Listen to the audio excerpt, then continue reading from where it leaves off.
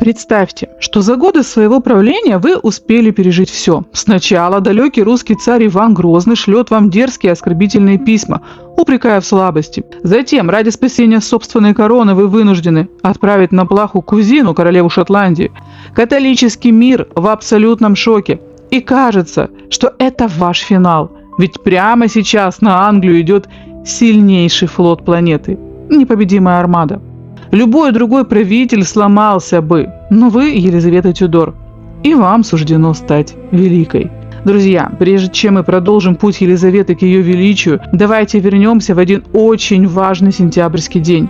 Для тех, кто с нами впервые или просто подзабыл, напомню расстановку сил. Англия, сентябрь 1560 года. Елизавете только-только 7 сентября исполнилось 27 лет. Она королева, прошедшая через тяжелейшие испытания.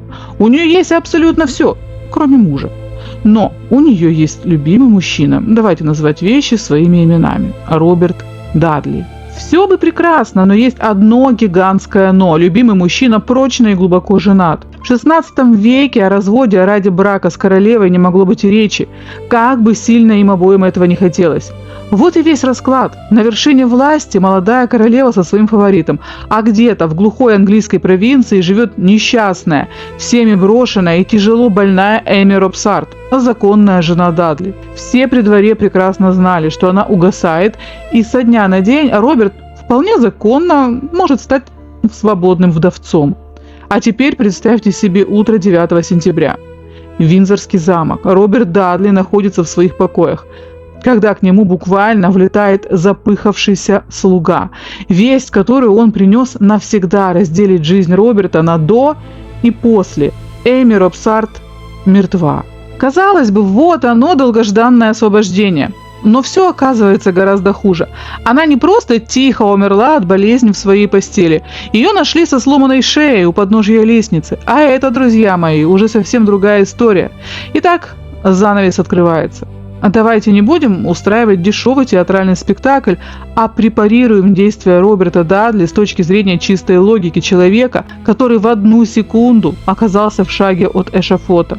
В тот момент, когда слуга выдыхает новость о смерти Эми, Дадли мгновенно понимает, он попал в идеальную ментальную и юридическую ловушку. Что делает обычный мужчина, у которого только что погибла жена? Срывается с места, мчится к ее телу.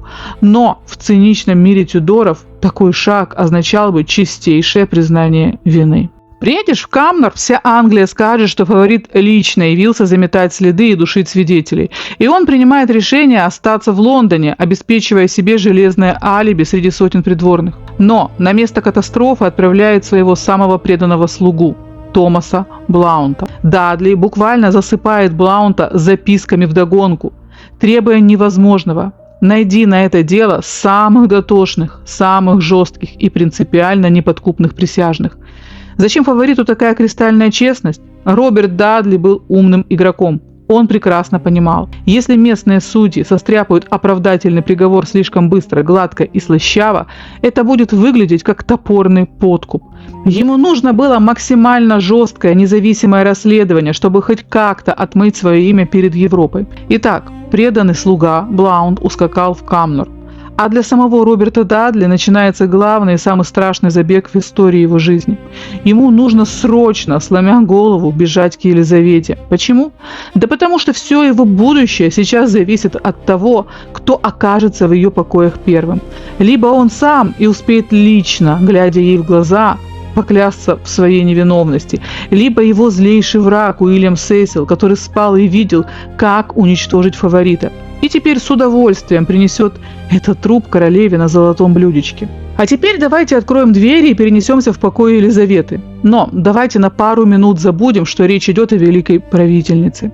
И уберем в сторону весь этот исторический пафос. Давайте перенесемся в наше время. Представьте, что вы Анастасия, Ирина, Екатерина, Валерия или Виктория. Обычная современная женщина. И вы по уши влюблены. Да, ваш мужчина женат. И я прекрасно знаю, что сейчас по ту сторону экрана многие высокомерно скажут: «Ой, да я бы никогда в жизни не связалась с женатым». Знаете, есть отличное выражение «никогда не говори никогда». легко раздавать правильные советы, когда это не касается лично тебя. Если бы человеческое сердце можно было выключить одним щелчком, как тумблер, на Земле вообще бы не существовало подобных драм. Мы все живые люди. Все мы можем оступиться, влюбиться не в того и совершить ошибку. Мы не боги и не роботы. Так вот, вы любите его, он женат, но в вашей истории есть одно колоссальное «но». Его законная жена смертельно безнадежно больна. Об этом знают абсолютно все. И вы, и он, и все вокруг.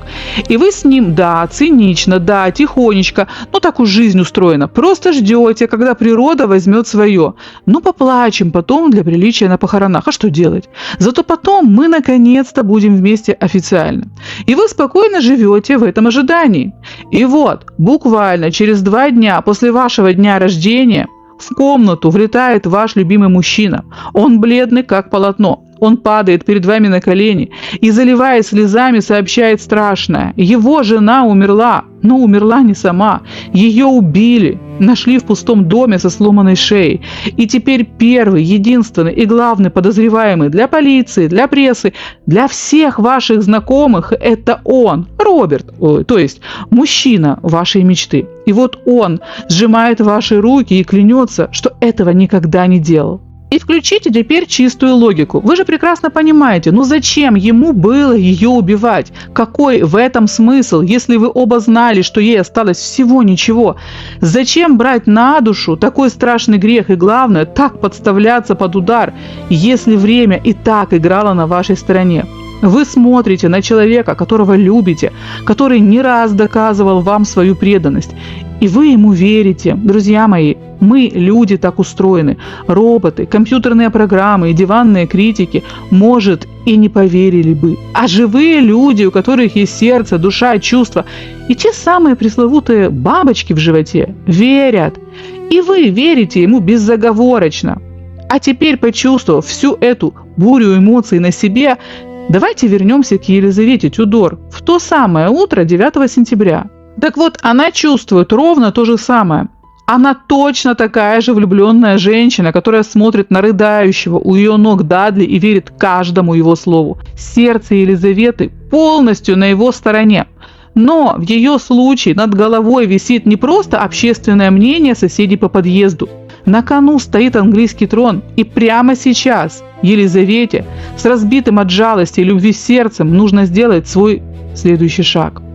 Но прежде чем Елизавета сделает свой шаг, давайте на секунду остановимся и подумаем, а как на ее месте поступили бы вы? Уверена, далеко не каждый нашел бы в себе силы сделать то, что сделала она.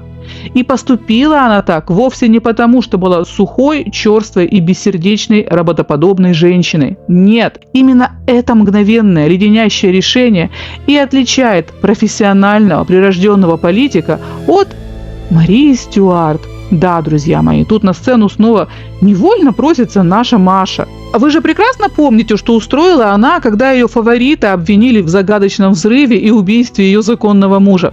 Правильно, побежала спасать любимого, покрывать его, а потом и вовсе выскочила за него замуж, окончательно похоронив свою репутацию и трон. Но Елизавета была слеплена совершенно из другого теста. Она не падает в обморок, не начинает рыдать вместе с ним и не бросается его утешать. В ее голове со свистом пролетает мысль: нас загнали в угол. Елизавета прекрасно знала, что ее главный министр Уильям Сесил уже несколько дней шептался с иностранным послом о том, что жена Дадли скоро сломает шею. И тут она ее реально ломает. Для всей Европы это выглядит как топорный заговор двух любовников, которые решили избавиться от помехи.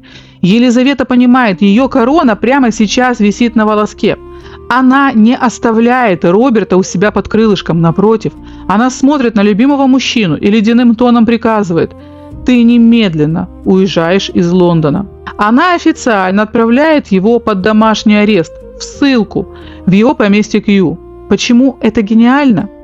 Потому что королева показывает, что она чиста перед законом. Подозреваемый фаворит удален от двора. Никакого блата и защиты от короны не будет. А еще она спасает шею Роберта. Если бы Дадли остался в замке, разъяренная толпа или лорды могли бы разорвать его прямо там, обвинив в измене. Как только Дадли, уничтоженный и растерянный, уезжает в Кью, Елизавета вызывает к себе Уильяма Сесила. Сесил, скорее всего, заходит в кабинет с маской глубокой скорби, но в душе празднует абсолютную победу. Его главный конкурент растоптан. Елизавета берет инициативу в свои руки. Она не оправдывается, она сухо и властно заявляет: произошла трагедия. Назначить самое жесткое, самое прозрачное расследование. Пусть присяжные перевернут каждый камень в Камнере. Корона требует правды. Она переигрывает Сесила на его же поле. Елизавета объявляет при дворе официальный траур по Эми Робсарт. Но одновременно с этим она закрывает двери для всех иностранных послов. Она отказывается давать аудиенции испанскому и французскому дипломатам, потому что знает, они будут вытягивать из нее эмоции и ловить на оговорках. Королевский двор затихает в леденящем ожидании. Итак, друзья мои, 9 сентября – это день, когда мечта Роберта о браке с Елизаветой умерла вместе с Эми. Елизавета спасла ему жизнь, но навсегда закрыла доступ к своей короне.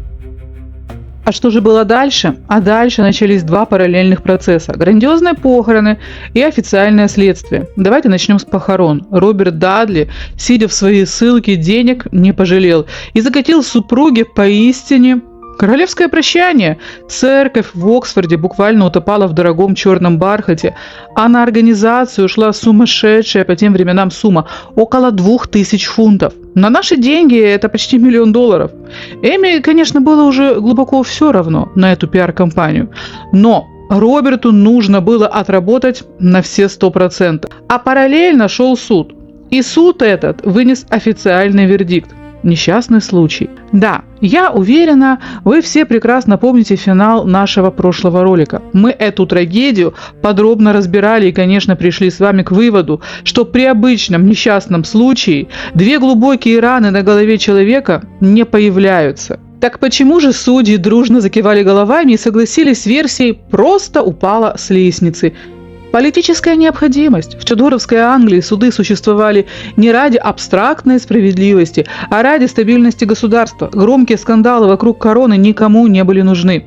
Если бы присяжные честно написали в вердикте слово «убийство», это автоматически бросило бы тень на королеву. Страну могло просто разнести в щепки от внутренних возмущений и гражданской войны. А на десерт Англию сожрали бы внешние католические враги. Значит ли этот топорный вердикт суда, что Эми убила лично Елизавета? Или это сделал сам Роберт? Нет, конечно, не значит. Мы с вами в прошлый раз подробно препарировали всех возможных заказчиков и исполнителей этого дела. Здесь важно понимать другое. Случилось то, что случилось. Убили. Все. Несчастную Эми уже не вернешь. А вот страну от хаоса, сплетен и международных санкций нужно было спасать прямо сейчас. Поэтому вердикт «оступилась на ступеньках» устроил абсолютно всех верховных игроков. Ну а теперь, когда формальная невиновность Дадли была доказана, давайте смотреть, что же происходит дальше. Итак, официальный вердикт вынесен. Суд постановил: Дадли невиновен. И что делает дальше Елизавета? Ну, по мнению тех, кто спал и видел, как навсегда избавиться от ненавистного фаворита и полностью руководить молодой королевой, она должна была тихонько слить Роберта, забыть о нем, оставить в глуши и больше никогда не призывать обратно ко двору. Ну, это по их мнению. А у Елизаветы на этот счет было свое собственное, абсолютно гениальное мнение. Она тут же, не теряя ни дня, требует доставить Роберта Дадли обратно во дворец. Для чего? Ну, во-первых, конечно же, она его любит, друзья мои. Напомню, Елизавета была живым человеком, просто в короне и просто очень умным.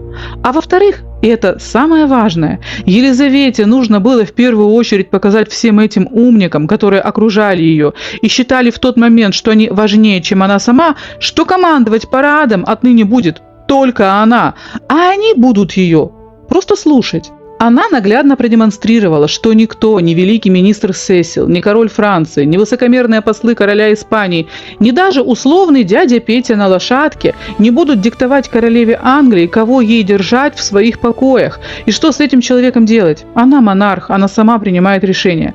Месседж Елизаветы своим советникам в тот день читался безупречно. Вы хотели суд? Суд прошел. Вы хотели вердикт? Его вынесли. Роберт официально чист. А все остальное, дорогие мои товарищи министры, отныне буду решать я лично. Всем спасибо, все свободны. Дадли ко мне. А теперь давайте на минутку перенесемся на другую сторону баррикад и представим самого Роберта Дадли. Знаете, его состояние в этот момент чисто по-человечески понять можно. Сидит мужик в своей ссыльной глуши в поместье Кью, нервно грызет ногти и вообще не знает, чего ему ждать от завтрашнего дня. То ли за ним приедет конвой с кандалами, чтобы везти на плаху в Тауэр, то ли пронесет. Нервишки там, я думаю, были натянуты как струны. А тут бац! Ворота распахиваются, и приходит официальный вызов от Елизаветы. «Срочно возвращайся во дворец». Ну все. В голове у Роберта в ту же секунду взрываются праздничные фейерверки. Какая плаха! Какой топор! Пора бросать все и бежать за обручальными кольцами. Дадли на 100% уверен, раз суд его официально оправдал, препятствий больше нет. Елизавета зовет его прямо к алтарю. Еще пара недель и прощает статус просто фаворита. Да здравствует статус законного супруга. Эми умерла, да здравствует король Роберт I. Я не знаю, на каких крыльях он летел, но летел он явно со скоростью звука, обгоняя собственный визг. Более того, я уверена, по дороге в замок он мысленно уже присматривал себе в королевских гардеробных корону понарядней, чтоб камней побольше, блестела поярче, ну и на голове сидела идеально. Амбиции и гордость там зашкаливали до луны. И вот, наш сияющий, счастливый, без 5 минут его величество Роберт Дадли буквально влетает в королевские покои. Он сияет, на нем лучший камзол, он действительно мысленно оглядывается по сторонам. Так, ну и где тут мои свадебные венцы, где кольца? Сесил уже пишет брачный контракт или еще плачет в углу? Роберт готов упасть в объятия Елизаветы, уверенный, что их общая многолетняя мука наконец-то закончилась. По закону он чист, по закону он свободен.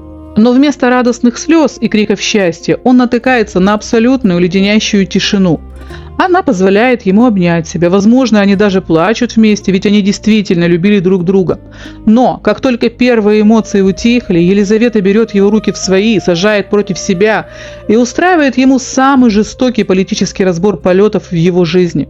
Она говорит ему примерно следующее. «Роберт, я знаю, что ты невиновен, и присяжные знают, что ты невиновен, но народ Англии и короли Европы никогда в это не поверят». И дальше она раскладывает ему партию на шахматной доске.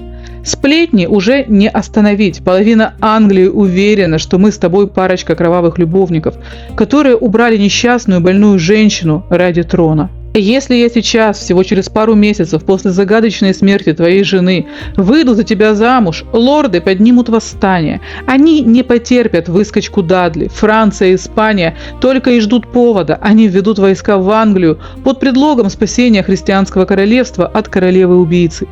И Елизавета произносит слова, которые навсегда похоронили Роберта Дадли как политика и как претендента на корону. «Я никогда не стану твоей женой. Этот брак убьет Англию, а я свою страну на твое кольцо не променяю». Представьте состояние Дадли в эту секунду. Полный коллапс. Он шел сюда без 5 минут королем, а стал вечным любовником, без права на официальный статус. Человек получил долгожданную свободу от брака, но эта свобода оказалась абсолютно бесполезной. Но, друзья мои, кто сейчас искренне переживает за Роберта Дадли, выдыхайте. Все не так плохо. Ну а для тех, кто не знает, что было дальше, спойлер. Официальным мужем Елизаветы он не станет никогда. Но ключевое слово здесь официальным. По сути, они так и продолжат быть вместе. Дадли останется при дворе ее главным, абсолютным и несменяемым фаворитом. Он будет ее глазами, ее ушами, ее руками, ее всем на свете. Чуть позже, в 1564 году, Елизавета пожалует ему роскошный титул графа Лестера и осыпят такими богатствами, о которых обычные лорды не могли и мечтать.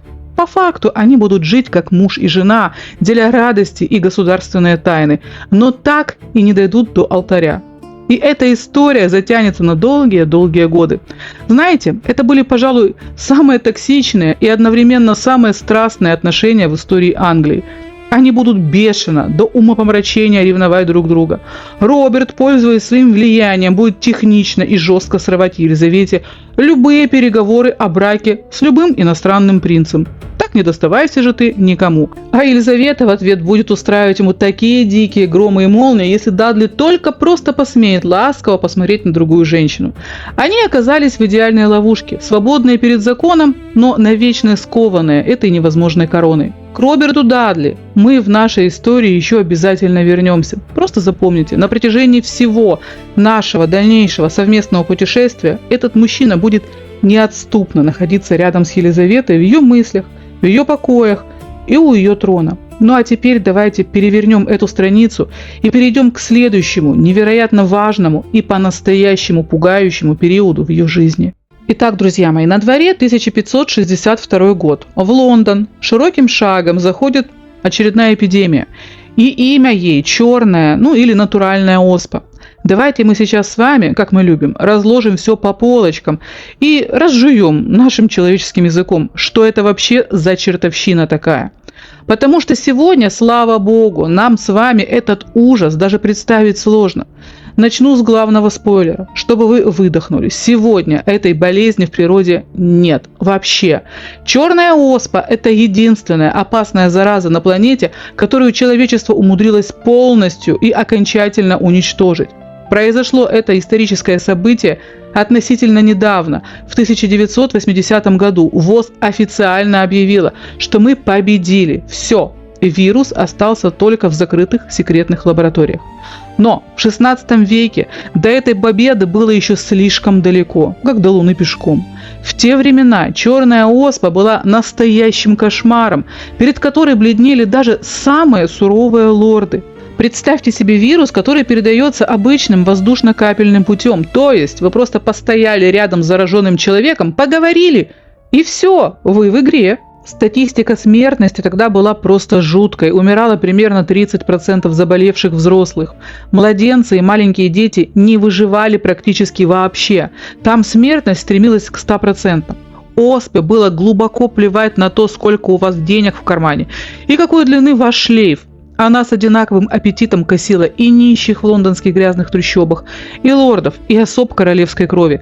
Заразиться мог абсолютно каждый. А те редкие счастливчики, которые умудрялись выкарабкаться с того света, получали бонус на всю оставшуюся жизнь. Их тела и лица покрывались глубокими кратерами, теми самыми оспинами. Плюс очень многие после болезни полностью ослепли. Итак, представьте картину. 10 октября 1562 года. Загородно-королевский дворец Хэмптон-Корт. В этот день молодая 29-летняя королева Елизавета почувствовала себя как-то не очень хорошо. Знаете, обычная история. Легкая слабость, запершила в горле, немного знобит. Естественно, никто вокруг не придал этому вообще никакого значения. Простыла королева на октябрьском сквозняке. С кем не бывает. Попьет травяного отвара и отлежится. Сама Елизавета тоже включила режим «Я железная» и решила просто немного погреться. И для этого она совершает действие, которое сегодня нам с вами покажется абсолютно банальным, но для 16 века это была роковая катастрофическая ошибка. Она приказала приготовить себе горячую ванну. Но почему же обычное желание помыться в то время приравнивалось к экстремальному спорту? Во-первых, ванна не была гигиеной. В те времена люди полностью не мылись месяцами. Ванна считалась исключительно тяжелой лечебной процедурой, которую назначали только в крайних случаях. Во-вторых, теория защитной грязи. Тогдашние академики на полном серьезе утверждали, естественный слой грязи на коже – это наш защитный панцирь. А вот горячая вода этот панцирь смывает, и самое страшное – открывает поры. Врачи кричали, через открытые поры в беззащитное тело моментально залетают все бродячие болезни. Но Елизавета никого не послушала, хорошенько распарилась в горячей воде. И после этого решила выйти, освежиться и прогуляться по прохладному осеннему королевскому саду. И вот тут ее организм ловит мощнейший термошок. Мы-то с вами теперь знаем, что в эту самую минуту внутри королевы уже 2 недели тихонько сидел и размножался вирус черной оспы. Она подхватила его от какого-то безымянного слуги или гостя еще в конце сентября. Вирус просто ждал, когда иммунитет даст слабину. И вот после этой горячей ванны и прогулки иммунитет Елизаветы просто помножился на 0. После возвращения с прогулки королеву затрясло так, что она едва смогла дойти до кровати. Ее свалила страшная огненная лихорадка. Температура взлетела до каких-то космических высот. И вот придворные медики, которые прибежали на ее крики, столкнулись с самым страшным и пугающим симптомом. Дни шли. Елизавета горела заживо, но на ее теле не проступала сыпь. Врачи понимали, это худшее, что может случиться. Это значило, что вирус заперся внутри и просто выжигает ее внутренние органы один за другим. Буквально за несколько дней молодая цветущая женщина превратилась в живой труп. И вот, в один из дней Елизавета окончательно теряет сознание. Она впадает в глубокую кому и полностью теряет дар речи. Она больше не может ни говорить, ни пить, ни отдавать приказы. Официальные королевские доктора в панике отходят от ее постели, умывают руки и шепотом сообщают министру Сесилу: «Все кончено, она не доживет до утра, готовьте гроб и созывайте тайный совет». В Хэмптон-корте воцарилась леденящая тишина. Королевство осталось без правителя, а на пороге уже стояла гражданская война. И именно в эту секунду, когда надежды не осталось, в покое умирающей Елизаветы вызывают странного заграничного доктора с очень специфической, почти японской методикой спасения. Итак, прежде чем мы расскажем, что же произошло, давайте познакомимся с главным спасителем, с человеком, который сотворил чудо под дулом кинжала. Знакомьтесь, доктор по фамилии очень забавный. Мне почему-то так и хочется назвать его доктор Муркот, как какого-то пушистого мартовского кота. Но нет, в истории он останется как доктор Буркот, хотя его настоящее немецкое имя Бурхард Краних. И биография нашего Муркота – это просто песня. По происхождению он был немцем. Изначально этот предприимчивый товарищ вообще не планировал мерить пульс королям и слушать чужие легкие. Он приехал в Англию как горный инженер и металлург. Буркот копал шахты, искал золото и серебро и пытался сказочно разбогатеть на добыче руды.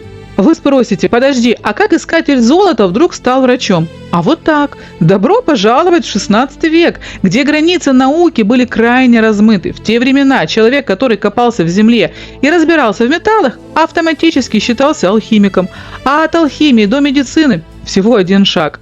Если ты умеешь смешивать ртуть, серу и свинец, значит, сможешь приготовить и целебную микстуру для очищения организма.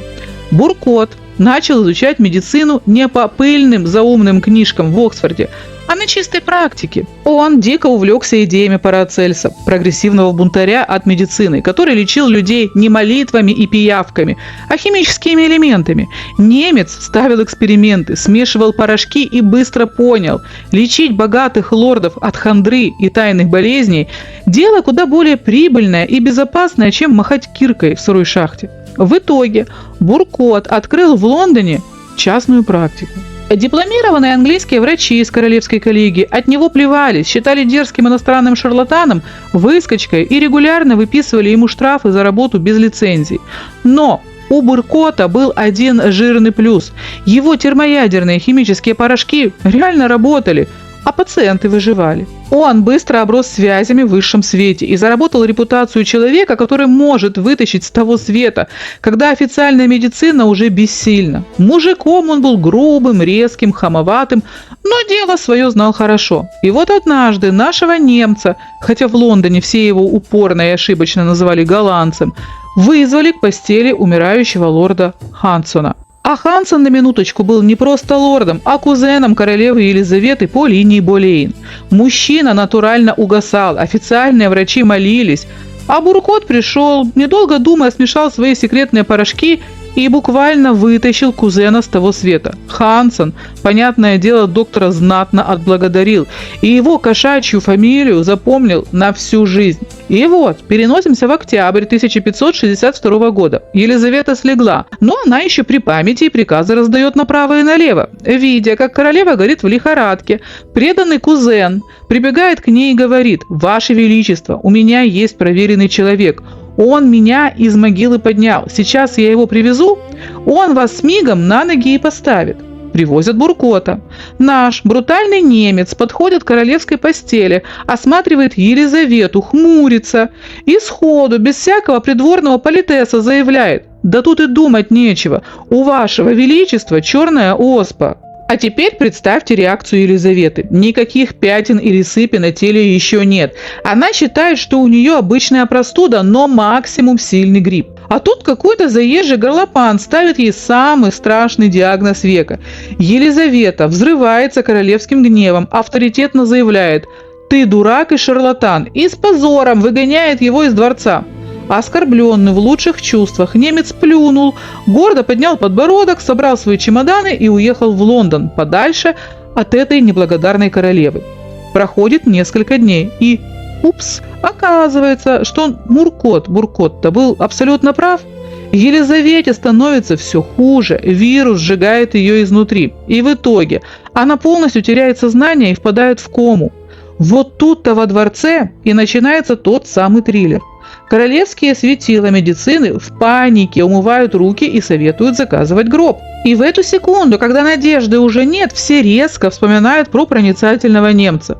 Вот только Муркот уже далеко в Лондоне, сидит в своей лавке, пьет эль и возвращаться вообще не планирует. Понимая, что время идет на минуты, кузен Хансен не стал писать вежливые письма с королевскими печатями. Он берет гвардейцев, лично мчится в Лондон, влетает в дом к Буркоту и под дулом кинжала, приставив острие прямо к горлу упирающегося и ругающегося доктора, силой тащит его обратно в Хэмптон-Корт. Именно в этот момент, когда Буркота приволокли под конвоем к бездыханной королеве, он и решает применить свою безумную восточную методику с красными тряпками у пылающего камина. Представьте себе картину. Вы заходите на сайт какой-нибудь самой дорогой элитной современной медицинской клиники, листаете список услуг, передовых технологий и прайс-листов, и вдруг видите строчку: «Лечим красными тряпками у пылающего камина».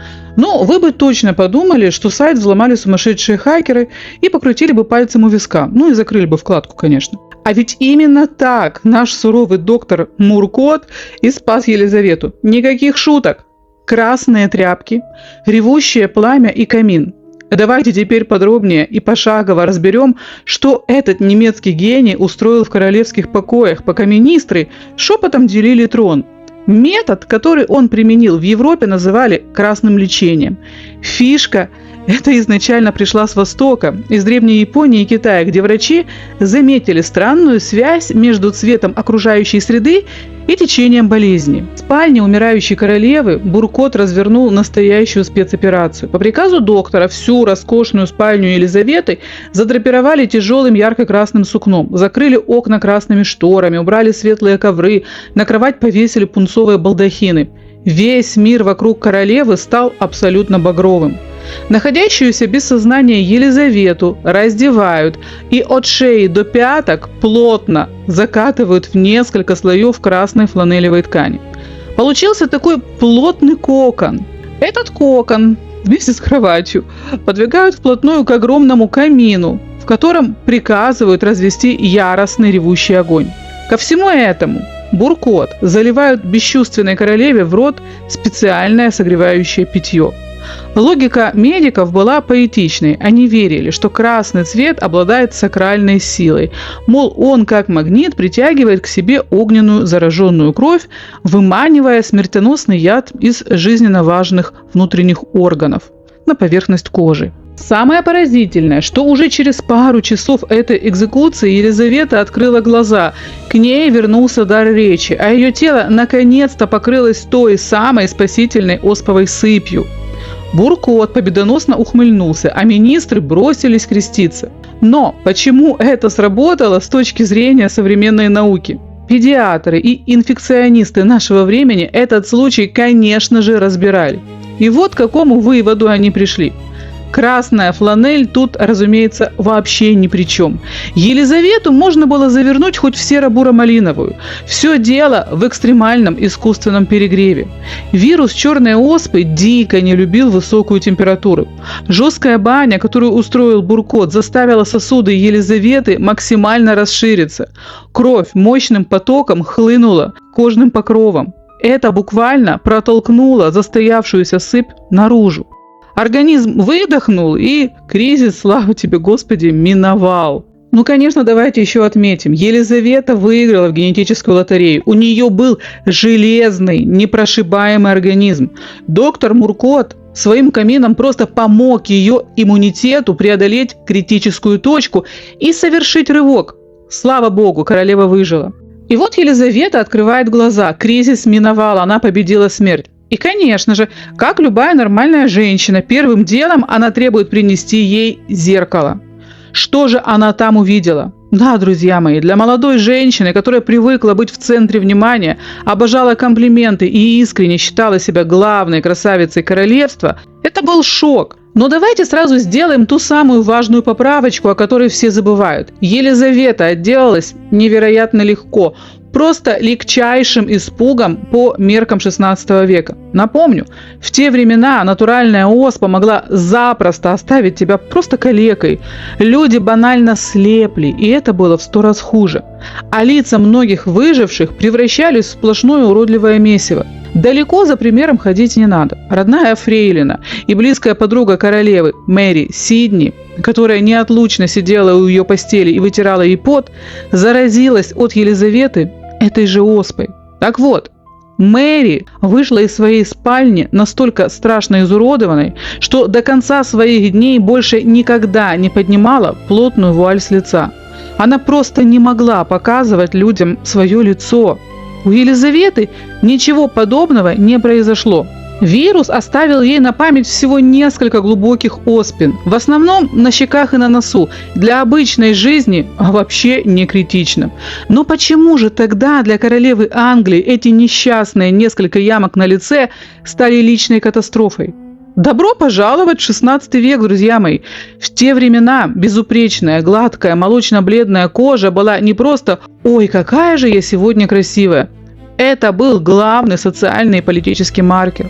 Белая, как фарфор, кожа означала, что вы высшая аристократия. Вы не пашете на поле под палящим солнцем. У вас нет крестьянского загара и обветренных щек. Вы сидите в роскошных замках. Елизавете около 30, она не замужем. Прямо сейчас ее портреты пачками возят по всем королевским дворам Европы. Ее активно сватают то за французских принцев, то за австрийских эрцгерцогов. Она крутит этими женихами как хочет, выбивая для Англии лучшие условия. А теперь представьте, что послы донесут своим королям. Английская эта королева рябая, лицо в шрамах. Все, это мгновенная потеря товарного вида в высшей политической лиге. Для Елизаветы шрамы на лице означали, что она теряет статус безупречной полубогини и становится обычной, уязвимой, побитой болезнью женщиной. Ее гордость Тюдоров этого вынести просто не могла. И вот именно тогда, чтобы спасти свой политический имидж и скрыть эти несчастные отметины на щеках, Елизавета открывает ящик Пандоры. Она заказывает себе косметику. Вы спросите, подожди, но неужели Елизавета сама придумала эту белую маску? Она что, открыла какую-то косметическую Америку? Друзья мои, конечно же нет. Кожа мертвенно-белого цвета в 16 веке – это был главный, абсолютный пиковый бьюти-тренд по всей Европе. Это было условным топ-1 в трендах Инстаграма или ТикТока того времени, если бы они были. Так красились вообще все знатные дамы в Италии, Франции, Испании. И на рынке косметики тогда существовал свой безоговорочный люкс, свой условный Шанель или Диор того времени. Назывался этот продукт венецианские белила или венецианский церузит. Венеция в те времена была столицей мировой моды, роскоши и самых крутых технологий. И местные умельцы делали пудру, которая считалась самой лучшей, самой плотной и самой дорогой в мире. Стоила она баснословных денег, и обычная горожанка ее купить не могла при всем своем желании. Это была игрушка исключительно для очень-очень богатых аристократок. Все графини, маркизы, герцогини Европы скупали эти венецианские белила тоннами. Зачем? Да по той же причине, чтобы скрыть прыщи, веснушки, пигментные пятна и следы от той же оспы. А ею, напомню, болел каждый второй. Чтобы подчеркнуть свой статус, посмотрите на меня, я белая, как фарфор. Я не работаю на поле, я богачка. Так что все модницы XVI века сидели на этой косметике плотно и уверенно. Елизавета просто пошла по проторенной дорожке. В чем же тогда была уникальность Елизаветы? А вот тут и кроется дьявол, который обычно сидит в деталях. Обычно европейские дамы пользовались этими белилами, что называется, на выход. Нанесли легким слоем перед балом, покрутились перед кавалерами, смыли, или не смыли, как пойдет. Елизавета же превратила этот общемировой бьюти-тренд в свою персональную государственную броню. Она не просто слегка пудрила носик, она наносила эти белила на лицо толстенным, почти сантиметровым слоем. Причем мазала не только лицо, но и шею, и даже кисти рук, чтобы вообще ни одного живого кусочка кожи не было видно. Она буквально жила в этой маске годами, обновляя слой за слоем. И если другие женщины использовали белила для красоты, то Елизавета для создания культа вечной, нестареющей идеальной богини, у которой просто не может быть человеческих изъянов. И все бы ничего, если бы не один маленький такой нюанс. Все эти венецианские модницы и сама королева Англии понятия не имели, что их любимый элитный тональник состоит из гремучей смертоносной смеси чистого свинца и уксуса. А теперь, друзья мои, давайте включим немного занимательной химии XVI века и разберем по-человечески, что же на самом деле делала с живым организмом эта адская смесь из белого свинца и уксуса. Спойлер, если бы сегодня кто-то решил выпустить такой продукт, создателей посадили бы пожизненно, потому что венецианские белила были не косметикой, а самым настоящим медленным и высокотоксичным убийцей. Давайте разложим по полочкам, как эта штука год за годом уничтожала королеву по 3 главным направлениям – кожа, волосы и зубы. Когда Елизавета только начинала мазаться белилами в свои 29, все выглядело прекрасно. Свинец давал плотное матовое фарфоровое покрытие, шрамы от оспы исчезли как по волшебству. Но свинец имеет свойство впитываться через поры прямо в кровь и ткани. И вот тут начинается кошмар. Токсичный металл буквально выжигал кожу изнутри. Она начинала дико сохнуть, шелушиться и приобретать серо-желто-землистый оттенок. На лице появились глубокие, неестественные химические морщины и трещины.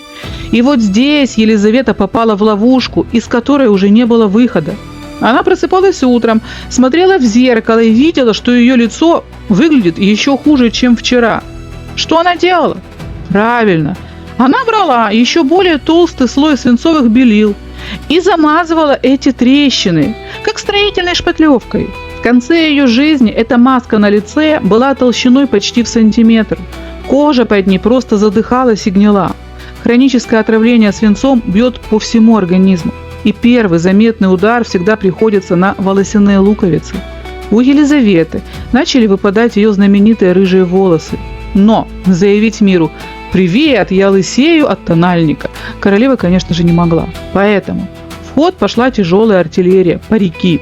Елизавета заказала себе огромную коллекцию из десятков ярко-рыжих париков, украшенных жемчугом. И те самые взъерошенные рыжие волосы, которые мы видим на картинах, это не ее родные локоны, а вынужденная маскировка. С зубами получился вообще двойной удар. Во-первых, свинец разрушает десна, они начинают кровоточить. Зубы просто гниют и вываливаются. А во-вторых, Елизавета была жуткой сладкоежкой. Именно при ее правлении в Англию начали массово завозить дорогой тростниковый сахар. Королева сыпала его тоннами везде. В чай, в вино, в еду. Зубной пасты и стоматологов тогда не существовало. Но, друзья мои, давайте прямо сейчас немного притормозим коней и расставим все точки над «и». А то у нас еще чего доброго сложится впечатление, будто Елизавета буквально на следующий день после 30-летия превратилась в облысевший беззубый манекен из фильмов ужасов. Конечно, нет. Подобные трансформации не происходят по щелчку пальцев. В свои 30 с небольшим лет королева выглядела абсолютно нормально, свежо и привлекательно. Давайте зафиксируем несколько очень важных нюансов, чтобы не заниматься банальной подменой понятий и не судить 16 век по меркам современного Инстаграма. Во-первых, теми самыми свинцовыми белилами тогда пользовались абсолютно все. Да, Елизавета со временем стала наносить их плотнее, но она точно не была единственной. Это как сегодня. Кто-то любит естественный макияж, а кто-то делает, знаете, такой плотный контуринг и накладывает прям 3 слоя тонального крема. Ну, в общем, сами понимаете, обычное дело. А во-вторых, история с зубами – это вообще моя любимая рубрика под названием «Парадоксы истории». В те времена в Англии внезапно появилась самая настоящая мода на черные гнилые зубы. Поскольку тростниковый сахар стоил космических денег, черные зубы стали главным маркером роскоши и богатства. Это кричало о твоем статусе сильнее, чем золотая цепь на шее. Посмотрите на меня, у меня столько денег, что я могу тоннами жрать этот дорогой сахар. И тут мы подходим к моменту тонкого исторического юмора. Несчастные английские бедняки, которые питались простой, здоровой пищей, овсянкой и овощами, страдали от того, что у них были белые зубы. Им оставалось только завистливо вздыхать и мечтать о благородной черной улыбке. Некоторые девушки из бедных семей даже специально мазали зубы углем перед выходом в свет, чтобы казаться богатыми невестами. И когда иностранные послы в своих отчетах писали, что у королевы зубы коричневые, они обязательно добавляли «впрочем, как и у большинства англичан». То есть для своей эпохи она выглядела абсолютно адекватно. Вся та печальная и пугающая картина, которую любят смаковать многие, с париками, толстенной штукатуркой и запавшими щеками, это Елизавета после 50 и 60 лет. А теперь давайте честно, в XVI веке дожить до 60 лет – это уже был грандиозный успех и победа в жизненной лотерее. Большинство людей уходило из жизни гораздо раньше, а старели тогда в принципе в 2 раза быстрее. Даже сегодня, если просто пройтись по улицам, например, Праги или любого другого европейского города, мы ведь не видим на каждом шагу топ-моделей возраста 60+. Мы видим обычных, нормальных людей со своими морщинками и возрастными изменениями. Это жизнь, и это естественно. Поэтому смеяться над внешностью стареющей королевы или называть ее уродиной как минимум глупо. В молодости она была молодой, статной и красивой, а в старости она была просто человеком своего времени, который отдал свое тело в жертву государственной пропаганде. Ведь в конце концов мы любим и изучаем Елизавету не как участницу конкурса красоты, а как гениальную правительницу, которая подняла Англию с колен и устроила ей золотой век. А прежде чем мы сделаем наш следующий, самый главный шаг и лицом к лицу встретимся с одним очень знакомым нам с вами всем персонажем, давайте зафиксируем еще раз. Елизавета все эти годы, в свои 30, 35, 42, оставалась в великолепной форме. И вот теперь в ее жизни начинается совершенно поразительная, невероятно сочная и местами абсолютно безумная история. В те же самые времена, в далеких, бескрайних и очень заснеженных северных землях, жил-был один мужчина. Звали его Иван. Казалось бы, самое обычное имя – Иван да Иван. Мало ли Иванов в тех краях. Но этот Иван был парнем исключительным. Характер у него был запредельно суровый, строгий, я бы даже сказала, грозный. И вот, кем, как вы думаете, работал наш Иван? Какая у него была профессия? Надо сказать, профессией своей этот мужчина очень дорожил и менять ее не планировал вообще никогда. Да и не мог при всем своем желании, ибо должность его была сугубо потомственная, доставшаяся по наследству от батюшки великого князя Василия. Потому что по профессии наш Иван Васильевич был самодержцем, самый настоящий царь. Да, царь, очень приятно царь. И вот представьте себе эту картину. Сидит этот суровый, но очень харизматичный мужчина в своих палатах белокаменных. Государство у него огромное, опричники шелковые, бояре послушные. Красота же! Сиди себе на троне, царствуй на здоровье и в ус не дуй. И тут у нас возникает самый интересный, чисто житейский вопрос. А что там у государя было с семейным положением? Была ли у него на тот момент законная супруга? Честно говоря, в личной жизни Ивана Васильевича путаются даже дипломированные историки с учеными степенями. То ли он на тот конкретный момент успел овдоветь уже дважды, то ли пока только единожды. Уследить за этим семейным графиком решительно невозможно. Без чарки крепкой медовухи тут точно не разобраться. Да что там говорить, на фоне Ивана даже Генрих VIII со своими 6 женами, о которых мы с вами так долго говорили, выглядит как скромный, робкий и нерешительный любитель. Учился бы старина Генри настоящему размаху. Смешно даже сравнивать. Наш-то Иван Васильевич за свою жизнь успел сходить под венец аж 7, а по некоторым данным и все 8 раз. Абсолютный рекордсмен эпохи. Но об этом потом. А пока важен один железобетонный факт. На момент нашей истории место царицы было вакантно. Пустовало. И тут у вас наверняка возникает абсолютно логичный вопрос. Друзья мои, мы же с вами говорим про суровый 16 век. У Ивана Грозного точно не было ни ТикТока, ни Инстаграма, ни даже простенького телевизора. Он не мог вечерком за чашкой медовухи полистать ленту, полайкать фотки или вбить в поиск симпатичные незамужные королевы Европы. Как вообще правители в те времена узнавали о существовании друг друга за тысячи километров? Как работал этот средневековый геопоиск? Это в старых добрых сказках все предельно просто. Лежит себе Емеля на печи, ковыряет в носу, а любая проблема решается по щучьему велению. Захотел, и говорящая щука в пруду тебе и дрова наколет, и заморскую царевну прямо к крыльцу доставит. Но в суровой исторической реальности волшебной печи у Ивана Васильевича не водилось, а щуки в пруду упорно молчали. Так как же Иван прознал про Елизавету? Давайте разберемся во всем по порядку, доступным и понятным языком, чтобы поняли абсолютно все. И щуки в пруду тоже. Дело было вот как. В Англии группа инвесторов решила, что пора бы найти новый безопасный торговый путь в сказочную Индию и Китай, желательно где-нибудь в обход испанцев и португальцев. И решили они плыть на север, в обход Скандинавии, мол, земля круглая, где-то да проскочим. Снарядили 3 корабля. Ну, как это часто бывает с первопроходцами, с навигацией у ребят что-то пошло не так. Налетел страшный шторм, корабли раскидало, 2 из них замерзли во льдах, а вот 3-му, под командованием капитана Ричарда Ченслера, повезло больше. Его корабль в 1553 году занесло в Белое море, прямо к берегам современной Архангельской области. Представьте шок англичан. Они выходят на берег, ожидая увидеть индийские пагоды, слонов, золото и пряности. А вместо этого перед ними суровые бородатые мужики в тулупах, бескрайняя тайга, снег и глушь. Англичане вежливо спрашивают: «Слушайте, а где тут ваш Махараджи? И где Китай?» Местные чешут репы. Казань брал, Астрахань брал. Какой Китай? Это земля московского царя Ивана. Местное начальство быстро сообразило, что к чему. Усадило заморского гостя в сани и потащило за 1000 километров в Москву на ковер к Ивану Васильевичу. Иван Васильевич посмотрел на замерзшего английского капитана, отогрел его, накормил от души на царском перу. Говорят, на столы тогда подавали даже икру заморскую баклажанную. Ну и внезапно понял, что это же самая настоящая золотая жила.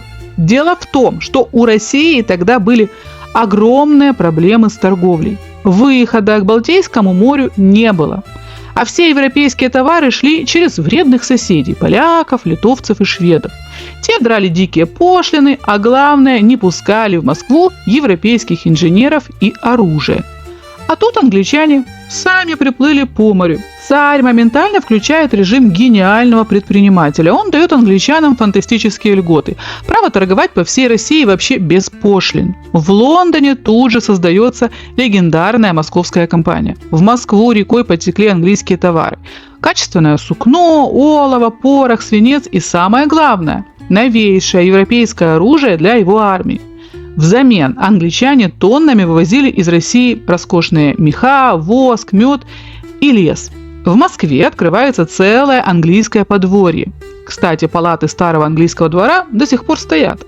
Английские купцы и послы становятся в Кремле частыми гостями.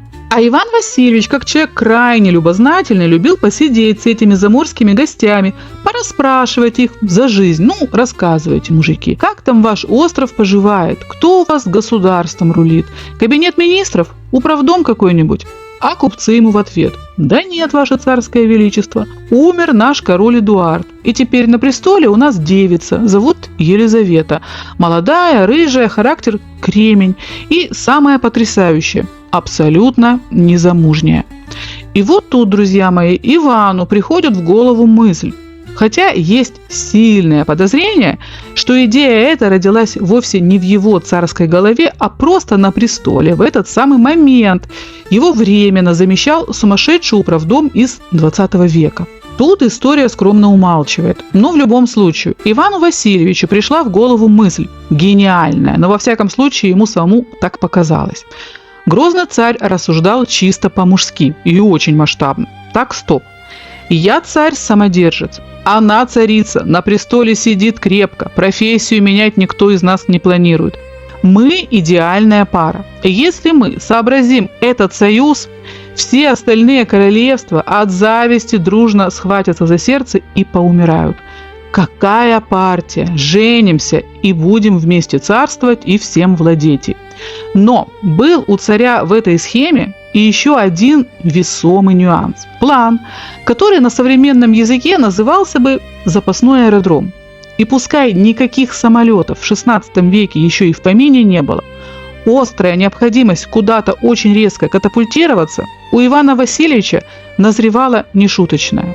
И вот это вообще чистая комедия, хотя самому Ивану тогда было явно не до смеха. Царь в те годы жил в режиме тотальной паранойи. Кругом ему мерещились измены, заговоры и коварные боярские козни.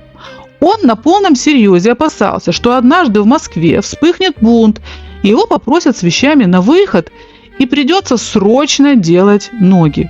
А куда бежать, если шкуру спасать надо? И тут подворачивается идеальнейший вариант. Далекий, безопасный, изолированный от всего мира туманный остров. Поэтому в брачный договор Иван Васильевич планировал вписать уникальный пункт о взаимном политическом убежище. Логика железная. Если в Кремле начнется шухер, Иван берет свои царские шмотки, шубу, золото и мчит на санях прямо в Лондон к любимой женушке. Ну а если в Англии ее саму кто-то обидит, милости просим к нам, жилплощадью обеспечим. И вот, закрутив эту гениальную мысль, Иван Васильевич вызывает к себе английского посла, закрывает двери на замок и выдает ему такую секретную инструкцию, от которой у бедного дипломата парик со страху посидел. Посол Энтони Дженкинсон берет царские грамоты, заучивает устные инструкции, крестится, садится на корабль и плывет обратно в Лондон. Добравшись до Лондона, заходит он в королевские покои, плотно прикрывает за собой двери и шепотом докладывает Елизавете об этом монументальном брачно-политическом плане Ивана Васильевича. Представляете себе лицо Елизаветы в этот момент? Королева Англии, конечно, была дамой умнейшей, знала кучу языков и вообще считалась интеллектуалкой. Но давайте будем честны, много ли она в те времена в Лондоне знала о далекой Московии? Да практически ничего. Для Европы это была какая-то загадочная полумифическая Нарния, где круглый год лежит 3-метровый снег. И тут ей сообщают, к вам планирует заселиться суровый северный мужчина. Причем не просто в гости на чаек заскочить, а на ПМЖ в качестве законного супруга и политического беженца, если на родине боярский шухер начнется. Даже со своим блестящим образованием Елизавета наверняка чисто по-женски прикинула эту картину и округлила глаза. Мысленно она уже, скорее всего, увидела примерно следующее. Въезжает, значит, Иван Васильевич в Лондон на огромных, само собой, заснеженных санях. Вместо свиты суровые бородачи с ручными медведями на поводках. На заднем плане обязательно кто-то залихватски наяривает на балалайке. А в качестве парадного подарка невесте царь везет бочку, с теми самыми щуками из пруда, которые молчали, а ради такого случая, может, наконец даже заговорили. И вот этот харизматичный сожитель со своим специфическим характером заходит в Уайт-Холл, вешает на вешалку тяжелую соболью шубу, оглядывается и говорит: «Так, Лизавета, палаты у тебя, конечно, тесноваты. Ну ладно, царствовать и всем владеть будем здесь». Для Елизаветы это был дипломатический кошмар библейского масштаба. Сказать Ивану Грозному прямо в лоб: «Знаешь, Ваня, у меня тут своих медведей хватает, а от твоих балалаек у тайного совета голова разболится». Было нельзя. Мужчина, он горячий, обидчивый, сразу перекроет англичанам всю беспошлинную лавочку и выставит купцов за шеи. Но и подписываться на такой экзотический коммунальный союз королева явно не планировала. И тогда ее гениальный дипломатический ум выдает схему, которой позавидовали бы лучшие современные мастера уверток и динамо. Она отправляет в Москву своего нового посла Томаса Рэндольфа с ответным письмом. Письмо Елизаветы – это вообще шедевр, конечно. Про свадьбу. Она этот пункт просто проигнорировала вообще. Знаете, вот сделала вид, что в упор его не заметила. Она рассеянная, забыла прочитать, с кем не бывает. Вместо этого она 3 страницы расписывала, как она ценит английских купцов и как здорово, что они теперь торгуют. Про запасной аэродром, политическое убежище. Тут она ответила. Как она ответила. «Дорогой Иван Васильевич, если на Русь-матушку нападут враги или твои собственные бояре поднимут бунт, милости просим к нам в Лондон. Мы тебя укроем, защитим, волосок с твоей головы не упадет. Но содержать ты себя и свою свиту, и своих медведей будешь сам за свой счет. Чисто английский подход. Мы тебе рады, но плати за проживание, понимаешь ли, сам». Когда этот запечатанный свиток доставили в Кремль, Иван Васильевич лично усадил толмачей-переводчиков за стол, и те бедняги начали переводить, по ходу дела бледнее, краснее, и прекрасно понимая, что за такие новости их прямо сейчас могут отправить кормить тех самых молчаливых щук. Или, сами знаете, в кипятке сварить. Иван Васильевич слушает перевод и медленно закипает. До его царского разума доходит, что его мало того беспардонно отвергли, так еще и выставили счет за коммунальные услуги в Лондоне. Его, абсолютного самодержца, фактически посчитали обычным коммерческим беженцем. И тут царя прорвало. Он как бухнет кулаком по дубовому столу, что кубки во все стороны полетели. В гневе Иван Васильевич берет перо, макает его по самые перья в чернила и выдает Елизавете ответ, который навсегда вошел в историю мировой дипломатии как самый хлесткий. Иван Васильевич в выражениях не стеснялся. Он решил бахнуть со всей своей суровой северной душой и написал ей прямым текстом. «Мы-то думали, что ты на своем государстве, государыня, и сама владеешь и заботишься о своей чести. А у тебя, мимо тебя люди владеют, и не только люди, а мужики торговые. А ты пребываешь в своем девическом чину, как есть, пошлая девка». Для понимания даже щукам слово «пошлое» в XVI веке не имело того неприличного подтекста, что сейчас. Это означало простая, обычная, пошлая, в значении пошлина, обыденная, бессильная девица, которая ничего сама не решает. Но для королевы Англии это все равно прозвучало как сочнейшая звонкая пощечина. Царь фактически выдал ей: «Да ты не царица, ты просто обычная девчонка, которой крутят, как хотят, твои лавочники и купцы из парламента». И в конце Иван Васильевич, обиженно хлопнув дверью палаты, добавил: «А раз ты сама ничего не решаешь, то и мужики твои торговые пусть больше на бесплатные льготы на Руси не рассчитывают. Все, лавочка закрыта». Иван Васильевич был мужиком принципиальным. Сказал: «Лавочка закрыта, значит лавочка закрыта». Царь не просто обиделся, он нанес англичанам сокрушительный экономический удар. Он официально отобрал у московской компании право торговать без пошлин. Все, бесплатный сыр закончился. Царь заявил: «Теперь платите налоги в казну, как все нормальные люди, до копеечки». Более того, у некоторых английских купцов временно арестовали склады и конфисковали товары. В Лондоне началась паника. Их самый прибыльный заморский стартап таял на глазах из-за того, что королева, видите ли, не захотела переезжать в Вологду. Так что же, на этом все и закончилось. Англичане уплыли домой и больше не возвращались. А вот и нет. Ведь мы же с вами помним, что в пруду молчали только щуки, а вот деньги и геополитика разговаривают очень даже громко. Совсем перекрыть торговлю стороны просто не могли. Ведь Ивану позарез нужно было английское оружие, порох и свинец. У него в самом разгаре шла тяжелейшая Ливонская война. Если перекрыть кислород английским кораблям, воевать против шведов и поляков станет просто нечем. А Елизавете позарез нужен был русский лес. Без них английские плотники не могли строить новые корабли, а без кораблей Англия мгновенно перестала бы быть великой морской державой. Получилась классическая ситуация. Обзываться в письмах можно сколько угодно, но пушки сами себя не отольют, а корабли сами себя не построят. Елизавета снова включила режим гениального дипломата. Она отправила в Москву проверенного, харизматичного посла Энтони Дженкинсона, того самого, которого Грозный лично знал и очень даже уважал. Дженкинсон привез царю новое письмо, полное комплиментов и заверений в вечной любви и дружбе. Елизавета мягко объяснила: «Ванечка, ну ты не сердись на девицу, ну погорячилась, мы тебя любим, ценим, торговать хотим. Давай забудем старые обиды». Иван Васильевич немного поворчал для приличия, кулаком по столу еще так, знаете, пару раз бахнул, но оттаял. Оружие-то нужно. В итоге царь сменил гнев на милость и вернул англичанам торговые льготы.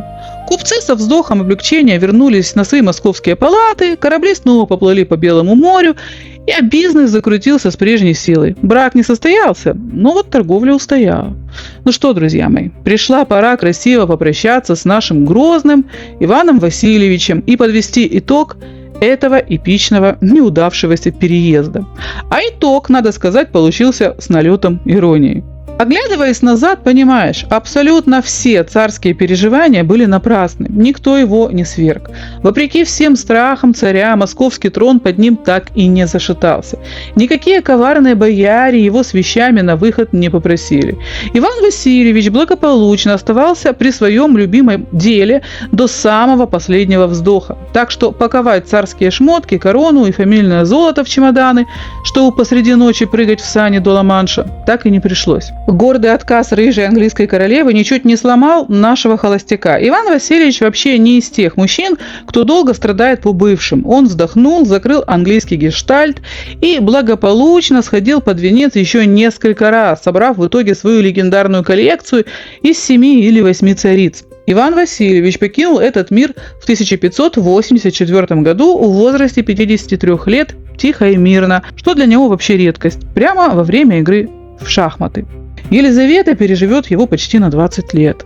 Друзья мои, а теперь мы просто не имеем права не рассказать о самом главном, о том монументальном событии, которое превратило Елизавету из просто успешной королевы в настоящую живую легенду еще при жизни. Итак, представьте себе эту картину в динамике. Конец 1560-х годов. На одном конце Европы Иван Грозный увлеченно строчит свои яростные письма, называет английскую королеву пошлой девкой и обиженно хлопает дверями кремлевских палат. Елизавета, как истинная леди, отвечает ему в своей фирменной, тонкой, ироничной манере. Но пока царь бушевал на бумаге, в реальной жизни Елизаветы бахнула самая настоящая геополитическая бомба. И прилетела она вовсе не из дремучих лесов, а с соседнего севера. И бомбу эту звали Мария Стюарт. Друзья мои, я не буду сейчас подробно пересказывать вам, кто это такая, почему у нее были права на английский трон и как именно развивались их сложные отношения. На нашем канале этой теме посвящены аж 4 подробнейших ролика. Кто не смотрел, обязательно наверстайте. Давайте напомню лишь самое главное. В жизни Елизаветы материализуется ее заклятая родственница и по совместительству самый преданный враг. Шотландскую королеву Марию Стюарт на родине свергли собственные подданные. И она буквально в одном платье сбегает в Англию, приплывает к Елизавете и со слезами на глазах просит: «Лизонька, спаси, помоги, верни мне престол». И вот тут Елизавета оказалась в полнейшем ступоре. Помочь Марии вернуть шотландский трон? Ну уж нет. Отдать ее обратно шотландцам на расправу? Тоже нельзя. В итоге Елизавета, как истинная христианка, конечно же, оказала помощь, как умела. Она проявила максимальное гостеприимство, взяла Марию Стюарт под белые рученьки и закрыла ее в замке от этого жестокого мира. И это гостеприимство затянулось на долгие 19 лет. Мария сидела на полном обеспечении, вышивала крестиком, кушала на серебре, но выйти за ворота не могла при всем своем желании. Сами понимаете, безопасность превыше всего. И вот пока эта запертая шотландская бомба тихонько тикала в английском замке, вокруг нее начал закручиваться такой шпионский триллер, от которого у всего тайного совета Англии волосы встали дыбом. Представьте простую житейскую ситуацию. Испания в 16 веке – это главный мировой олигарх. Они открыли Америку и тоннами, гигантскими кораблями, галеонами везут оттуда золото и серебро. Испанский король Филипп II буквально купается в деньгах. А Англия при Елизавете страна бедная, долгов куча, экономика на ладан дышит, Елизавете позарез нужны деньги. И вот тут у нее возникает дилемма. Отнять золото у Испании открыто, объявить войну, нельзя. У Испании самая мощная армия в мире, а на Англию просто раздавит. А сидеть и завидовать, согласитесь, грустно. И что делает хитрая Елизавета? Она придумывает гениальный юридический лайфхак. Она решает нанять пиратов, но не простых пиратов. Называлось это красивым словом «каперы». В чем разница между обычным пиратом и капером? Схема работала с чисто английским изяществом. Обычный пират – это беспредельщик. Он грабит вообще всех подряд, законов не уважает, и если его поймают, его повесят в любом порту. А вот капер – это лицензированный пират, уважаемый бизнесмен. Королева выдает ему специальную официальную бумагу – каперское свидетельство. В этой бумаге написано: «Я, королева Англии, разрешаю тебе грабить испанские корабли, потому что испанцы плохие люди. Все, что награбишь, привози в Лондон, мне как инвестору отдашь половину или больше, а остальное забирай себе и своей команде». Раз уж с официальным понятием лицензии на грабеж мы разобрались, самое время перейти к конкретным лицам. Потому что именно в эти лохматые времена на английских просторах жил-был один удивительный мужчина. Звали его Фрэнсис Дрейк. Мужчина сугубо практичный, бесстрашный и чертовски талантливый мореплаватель. Что он делал? Он брал свой небольшой маневренный корабль «Золотая лань», подкарауливал неповоротливые испанские плавучие сейфы где-нибудь в океане, лихо брал их на абордаж и начисто пылесосил все трюмы. Для Испании Дрейк стал настоящей костью в горле, злейшим врагом и главным международным террористом. Они звали его Эль Драке и искренне считали грязным, кровожадным пиратом, место которому исключительно на виселице. Испанский король Филипп II спать не мог, так мечтал заполучить голову этого наглого англичанина. Но, как мы с вами понимаем, то, что для Испании смертельное оскорбление, для Елизаветы бальзам на душу и чистая прибыль. Естественно, Дрейк мгновенно стал ее самым любимым подданным. Логика Елизаветы была гениальна и проста. Раз этот прекрасный мужчина так эффективно портит нервы моим врагам, да еще и привозит в Лондон горы золота, вы просто обязаны стать бизнес-партнерами. И они стали. Дрейк грабил, Елизавета прикрывала его на высшем дипломатическом уровне, а награбленное они честно делили. Дошло до того, что после одного из своих эпичных рейсов Дрейк привез столько испанских сокровищ, что Елизавета за один день полностью выплатила весь внешний долг Англии и обеспечила бюджет страны на годы вперед. И вот представьте, испанский король топает ногами, шлет в Лондон гневные ультиматумы и требует немедленно наказать преступника. А Елизавета включает максимальный уровень женского троллинга. Она лично приезжает на корабль к Дрейку и прямо на глазах у потрясенного испанского посла берет в руки меч и посвящает пирата в рыцари. Был пират, стал сэр Фрэнсис Дрейк, национальный герой и адмирал. Какие к нам вопросы, господа испанцы? Для Испании это была дикая пощечина. Филипп затаил смертную обиду, но масштабную войну объявлять пока не спешил. Все-таки надеялся решить вопрос как-то дипломатически. Проходит 6 лет. Напряжение между странами копится. Дрейк продолжает потихоньку хулиганить на море. И тут случается переломный момент. Шпионы перехватывают письмо Марии Стюарт, ее признают виновной в заговоре, и в феврале 1587 года Мария Стюарт окончательно и бесповоротно теряет голову. И вот этот глухой удар топора в 1587 году вызвал настоящий тектонический шок во всей католической Европе. Одно дело шпионские интриги, и совсем другое, когда Елизавета осмелилась прилюдно на глазах у всех отрубить голову законной королеве-католичке. На такое дерзкое святотатство в те времена не решался вообще никто. А для испанского короля Филиппа II этот удар топора стал официальным стартовым сигналом. Знаете, как выстрел из стартового пистолета на забеге. Бах, и пути назад больше нет. Филипп все это время терпел, мрачно сжимал зубы, но большую войну не начинал. Почему? Да потому что в 16 веке нельзя было просто так взять и напасть на соседа, потому что тебе скучно или обидно. Нужен был железобетонный, официальный, понятный всему миру повод. Так называемый законный повод для войны. И вот теперь, после казни Марии Стюарт, этот повод появился. Все тормоза отказали. Теперь Филипп мог с абсолютно чистой совестью и перед Богом, и перед людьми объявить Англии тотальную войну. В этот момент в геополитический чат решительно заходит Папа Римский. Узнав о казни Марии, Ватикан приходит в ярость. Папа не просто соглашается с Филиппом, он объявляет Елизавету еретичкой вне закона. Полностью аннулирует ее права на английский престол и благословляет Испанию на священный крестовый поход. Для Филиппа II это было идеальное комбо. Пазл сложился. Он больше не кровавый агрессор, который хочет захватить соседний остров. Он карающий меч церкви и защитник истинной веры. Раз Мария Стюарт мертва, Филипп объявляет, что теперь он сам законный претендент на английскую корону. Все, дипломатия официально умерла. Филипп II закрывает все мирные переговоры, достает из стола самую большую карту и отдает один единственный приказ – срочно строить самый гигантский флот в истории человечества. Мы плывем отбирать у этой девки Англию. Именно так на свет появилась легендарная непобедимая армада. Просто представьте этот расклад. На дворе 1587 год.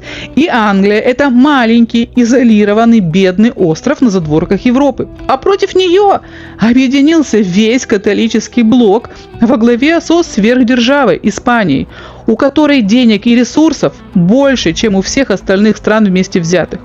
Но я же предупреждал. Мужик должен быть на троне. Не зря я сына так хотел. Ну все, доигрались. Нам конец. И пока испанский король лихорадочно строит гигантские корабли, Елизавета понимает, пахнет полной катастрофой. И вот что она начинает делать. Елизавета прекрасно знала, если этот огромный испанский флот доплывет до Англии целым и невредимым и высадит десант, ее королевству конец. Английская казна пуста, регулярной армии нет. И тогда она решает провернуть самую наглую, чисто пиратскую спецоперацию в истории. Она вызывает к себе нашего старого знакомого, сэра Фрэнсиса Дрейка, и дает ему секретный приказ. «Фрэнсис, они там в порту Кадис строят корабли против нас. Плыви туда и сделай с этим что-нибудь». И Дрейк сделал. В апреле 1587 года он нагло посреди бела дня влетает на своих кораблях прямо в главный испанский военный порт Кадис. Испанцы такого безумия вообще не ожидали. Дрейк устроил там тотальный разгром. Он сжег и потопил около 30 огромных испанских кораблей, уничтожил склады с припасами и со смехом уплыл обратно. Эту спецоперацию в Англии до сих пор ласково называют подпаливанием бороды испанскому королю. Почему это было гениально? Дрейк не просто нанес урон, он уничтожил тысячи бочек для пресной воды и еды. Из-за этого испанцам пришлось спешно делать бочки из сырого дерева. Позже, когда армада все-таки поплывет, вся их вода протухнет, а еда сгниет. Пиратская диверсия сработала на ура.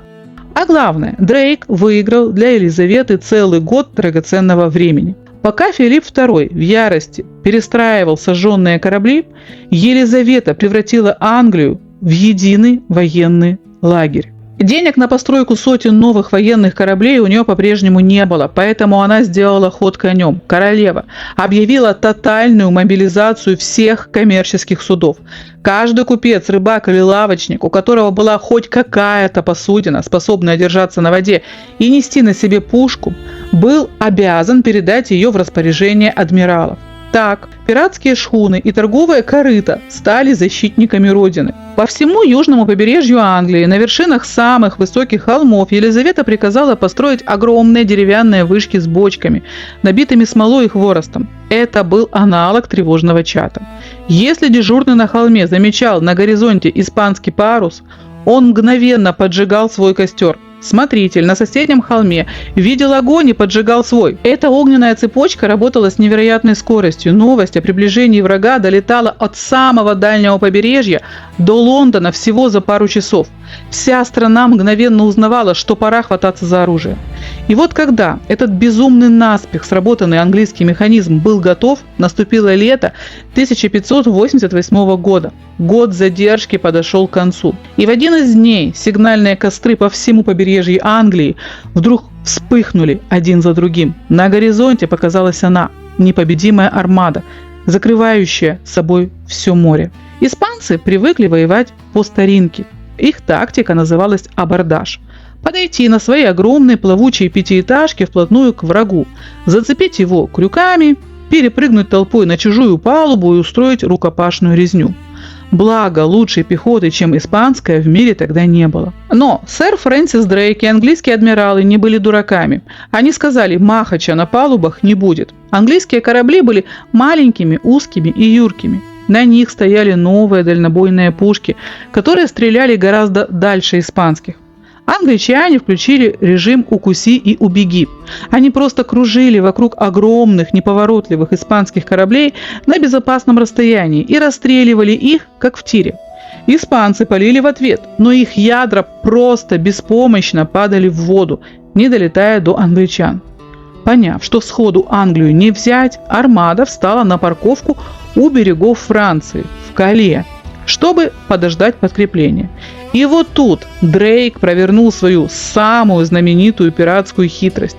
Ночью, когда испанцы мирно спали, англичане взяли 8 своих старых кораблей, под завязку набили их порохом, хворостом и смолой, подожгли и пустили по течению прямо настоящую на якоре армаду. Представьте панику испанцев, кромешная тьма. И на твой деревянный корабль на всех парусах летят гигантские полыхающие факелы камикадзе, которые вот-вот взорвутся. Испанцы в ужасе рубили якорные канаты, чтобы успеть уплыть. В темноте корабли армады сталкивались друг с другом, садились на мели и полностью потеряли боевой строй. Идеальный порядок превратился в кашу. И вот в этот самый момент, когда на море шло это огненное шоу, но на берегу об этом вообще еще никто не знал, Елизавета делает свой самый главный исторический ход. На суше царила полная паника. Все ждали, что испанцы вот-вот высадятся и начнут всех резать. Тайный совет умоляет Елизавету спрятаться в подвале глубокого замка. Ваше Величество, вам опасно, кругом шпионы. А что Елизавета? Чтобы вы понимали уровень, она не прячется ни в каких подвалах.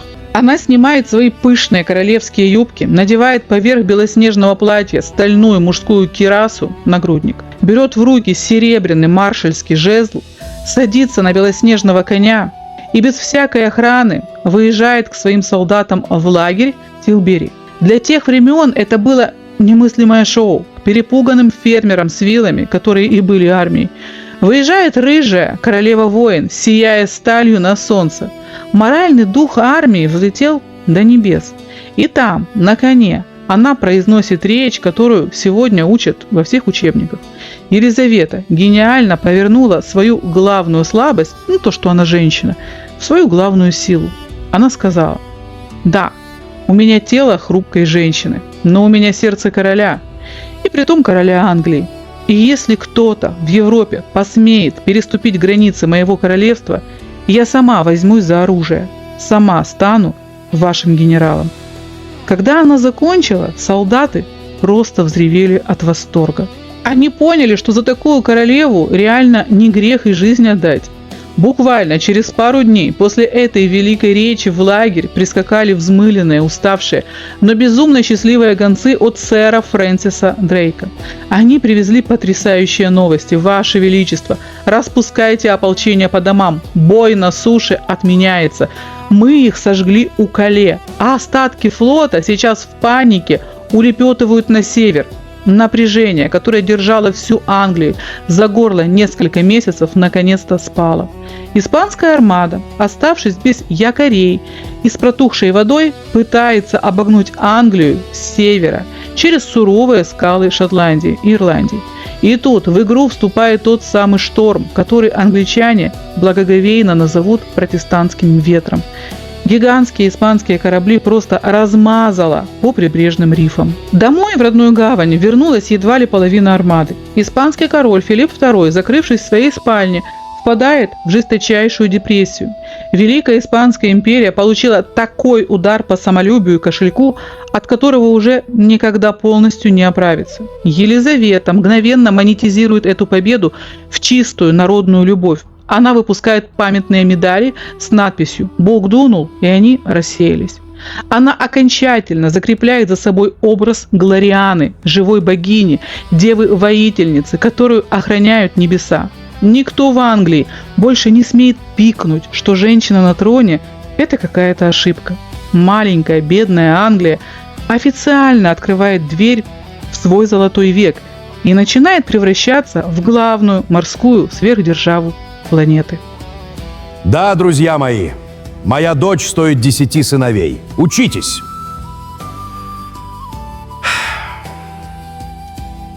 Но в истории не бывает чудес по щелчку пальцев. На следующий день после крушения армады испанский король Филипп не проснулся нищим неудачником в оборванных штанах, а Англия не превратилась в ту же секунду в великую владычицу Марии.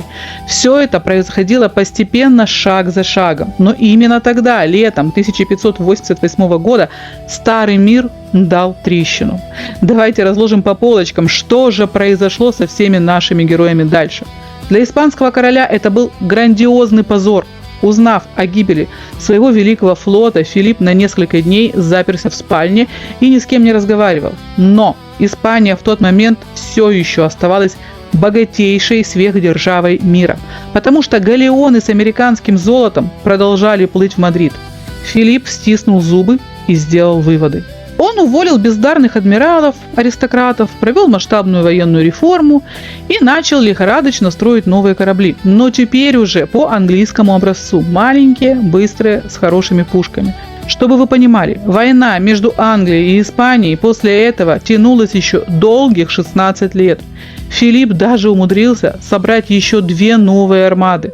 Но их снова коварно разметало осенними штормами. Филипп умер в 1598 году, оставив страну в глубоком кризисе и с кучей долгов. Но самый главный итог для Испании был чисто психологическим. Весь мир увидел, что гиганта можно бить. Миф об испанской непобедимости был стерт в порошок. Весь этот пафосный католический крестовый поход, который благословлял Ватикан, моментально сдулся. Поняв, что блицкриг не удался, европейские союзники Испании врубили режим «Моя хата с краю». Папа Римский Сикст V совершил самый красивый дипломатический финт. До войны он официально обещал Филиппу 1 000 000 золотых дукатов, как только первый испанский солдат ступит на английский берег. Посмотрев на этот эпичный провал, папа просто зажал деньги. Он заявил: раз вы не смогли высадиться, платить не за что. Видимо, сам Бог благоволит этой рыжей девке. Франция тихонько радовалась за углом. Французы хоть и были католиками, но жутко боялись, что если Испания захватит Англию, то Франция окажется зажата в испанские тиски со всех сторон. В итоге весь католический блок рассыпался, и Елизавету наконец-то оставили в покое, переключившись на свои внутренние разборки. А как же Англия стала владычицей Марии?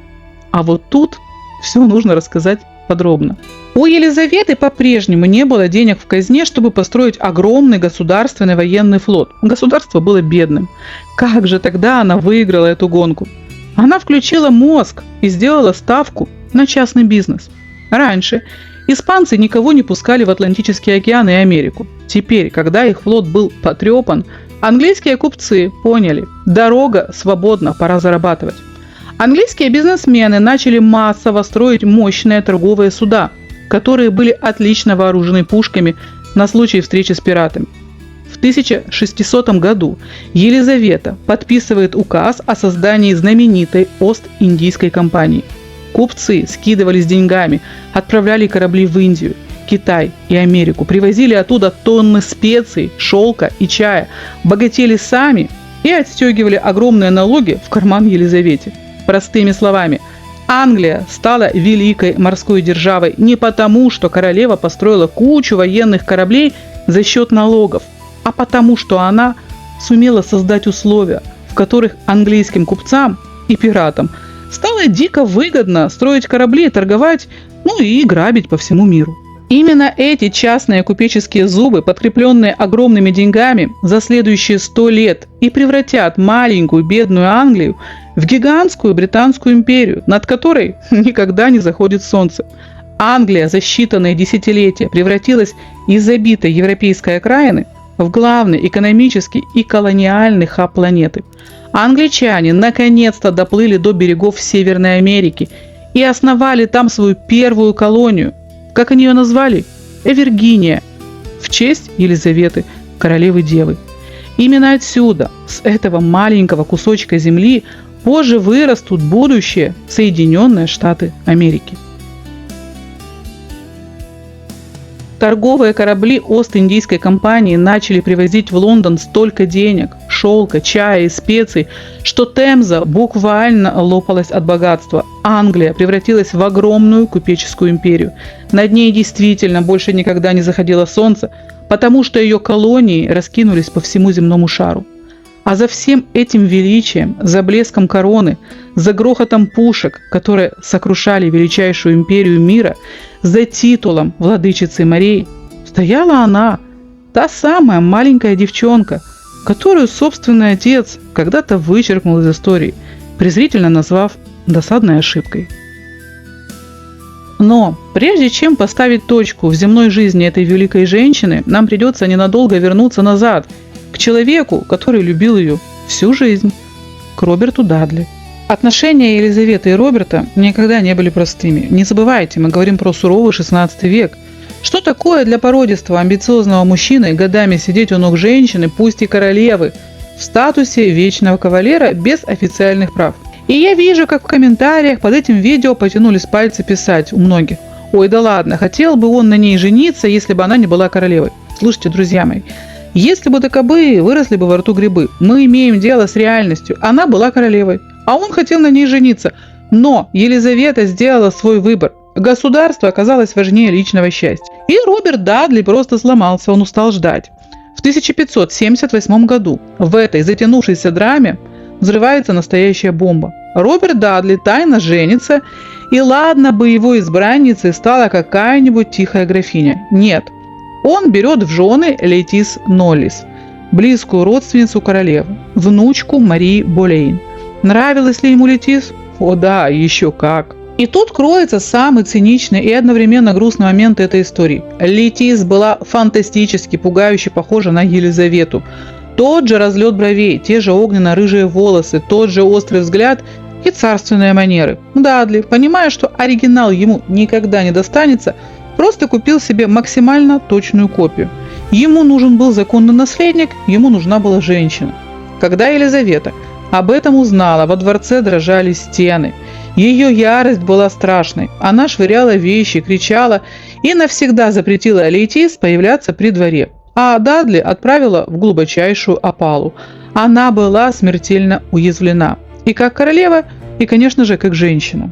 И все же, когда над Англией нависла угроза в лице испанской армады, именно его, предавшего ее как женщину, но оставшегося верным короне, она ставит во главе своей сухопутной армии. Они разделили триумф 1588 года вместе, чтобы через 3 недели расстаться навсегда. Конечно же, друзья мои, прежде чем мы расскажем, что же случилось через 3 недели после триумфа над Армадой, нам нужно отмотать время немного назад и заглянуть в семейную жизнь Роберта Дадли и его супруги Летис. Почему он вообще на ней женился, помимо очевидной страсти к копии королевы? Ему до зареза просто кровь из носу нужен был законный сын-наследник. Дадли был последний в своем роду, и продолжение династии было для него делом чести. И поначалу все сложилось как надо. Летис родила ему мальчика, которого тоже назвали Робертом. Дадли был на 7-м небе от счастья. Казалось бы, жизнь удалась. Но не забывайте, мы говорим о суровом 16 веке. Там смерть забирала и принцев, и нищих. В общем, счастье длилось недолго. В 1584 году их единственный маленький сын внезапно умирает. Мальчику было всего 3 года.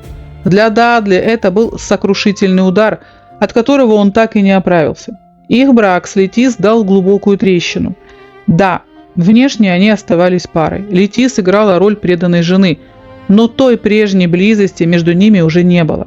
Роберт все чаще искал спасения в государственных делах и в письмах своей единственной настоящей королеве.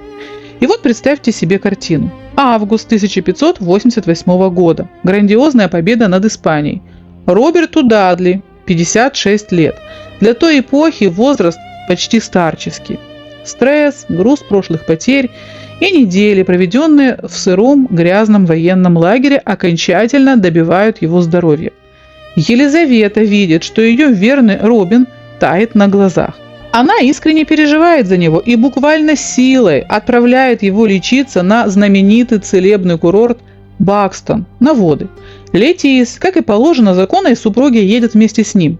Она преданно держит его за руку в карете, ухаживает за ним, но Дадли чувствует, что угасает. Современные медики, изучив симптомы, подозревают, что у него была онкология, рак желудка, который обострился на фоне дикого перенапряжения. До курорта они так и не доехали. Ему стало совсем плохо в дороге, и карета остановилась возле небольшого охотничьего домика. И вот тут происходит момент, от которого действительно наворачиваются слезы.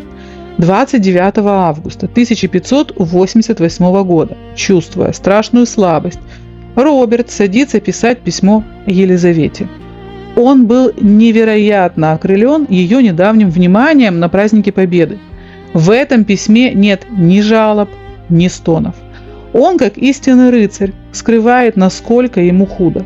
Дадли просто благодарит свою королеву за заботу, нежно справляется о ее здоровье и пишет, что целует ее прекрасные руки, надеясь вскоре вернуться ко двору. Он отправил это письмо с гонцом, а через пару дней слег окончательно. 4 сентября 1588 года Роберт Дадли испустил последний вздох. Рядом с ним у его постели рыдала его верная, как тогда всем казалось, Летис. Занавес. Трагедия. Конец великой любви. Как бы не так. А теперь начинается самое интересное. Мы привыкли думать, что безутешная вдова должна годами носить черную вуаль. Но Летис Ноллес была соткана из совершенно другого теста. Буквально через 7 месяцев после смерти мужа, когда земля на его могиле еще толком не просела, Летис выходит замуж. И ладно бы ее избранником стал какой-нибудь знатный и богатый герцог. Нет, ее мужем становится Кристофер Блант. И кто же он такой? Он не имел громких титулов и не был ровней покойному Дадли. Блант служил у Роберта шталмейстером. Более того, Кристофер был на 12 лет младше самой Летис. Разумеется, это был брак по безумной чистой любви и страсти. И, конечно, тут же по Лондону поползли самые грязные слухи. В кулуарах шептались, что Летис и молодой горячий офицер крутили бурный роман за спиной Дадли уже давненько. Кто-то даже открыто обвинил вдову в том, что она просто отравила стареющего графа, чтобы поскорее освободить жилплощадь и просадить его наследство с молодым любовником. Как же сложилась их жизнь дальше? Совместных детей у Летис и Кристофера не было. Возраст Летис уже не позволял. Их брак продлился 12 лет, но финал у этой истории оказался чисто кровавым. Молодой муж Летис, Кристофер, безумно сблизился с ее сыном от первого брака, тем самым амбициозным графом Эссексом, о котором мы еще поговорим. В 1601 году Кристофер вместе с пасынком ввязался в глупейший вооруженный бунт против стареющей королевы Елизаветы. Восстание, разумеется, провалилось, и Кристофера Бланта, как и сына Летис, приговорили к смертной казни и обезглавили. Сама Летис Ноллес пережила вообще всех. Она похоронила 3 мужей, всех своих детей, пережила королеву Елизавету и умерла в глубокой старости в возрасте 91 года. Вот так, бесславно, в объятиях молодого шталмейстера закончилась личная история семьи Роберта Дадли. Представьте состояние Елизаветы. Дворец еще гудит от эха недавних балов. Англия празднует победу века. Королева держит в руках самое нежное, окрыляющее письмо от своего Робина, отправленное им 29 августа. Она улыбается, читая его заботливые строки. И буквально через пару дней в ее покое вбегает гонец с леденящим известием. Роберт Дадли мертв. Все, его больше нет. То, что произошло дальше, шокировало весь английский двор. Это не была привычная громкая ярость Тюдоров со швырянием посуды. Это было тотальное, глухое ментальное крушение. Королева просто повернула засов на массивной дубовой двери своей спальни и заперлась изнутри, одна, в полной темноте. Она категорически отказалась выходить. Она не принимала министров, не подписывала указы, не впускала ни слуг, ни фрейлин. Самое страшное, Елизавета полностью отказалась от еды и воды. Она просто сидела на полу или лежала на кровати, уткнувшись в подушки, и рыдала навзрыд. Прошел день, второй, третий. Государственные дела огромной империи полностью встали. В кулуарах дворца начинается паника. Все понимали, если так пойдет дальше, королева Англии просто уморит себя голодом от невыносимого горя. На четвертый день ее верный министр Уильям Сесил понял, что дипломатия бессильна. Он пошел на беспрецедентный безумный шаг, который мог стоить ему головы. Сесил вызвал гвардейцев и приказал силой выломать дверь в личную спальню королевы. Дубовые доски рухнули, министры буквально ворвались в темноту покоев, силой заставили Елизавету поесть и буквально за руку вернули ее к реальности и государственным делам. Она вернулась на трон, снова надела маску великой и недосягаемой Глорианы. Но часть ее души умерла там, в Корнберри, вместе с Дадли. Друзья мои, а теперь еще один очень важный факт. Именно в нем вы можете разглядеть не просто хрестоматийную королеву с каменным лицом, а живого человека, способного годами беречь самые сокровенные вещи. Получив то последнее письмо от Дадли, Елизавета дрожащей рукой написала на нем всего 3 слова. Его последнее письмо. Она спрятала этот листок в шкатулку у изголовья своей кровати и не расставалась с ним долгие 15 лет. Там, в этой шкатулке, его и найдут уже после ее смерти. А еще напомню, на пальце она до конца носила кольцо, внутри которого под потайной крышкой прятался портрет ее казненной матери, Анны Болейн.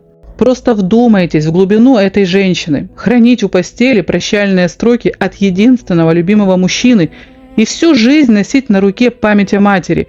Это, друзья мои, огромный привет всем, кто до сих пор считает, что Елизавета была бесчувственной льдиной.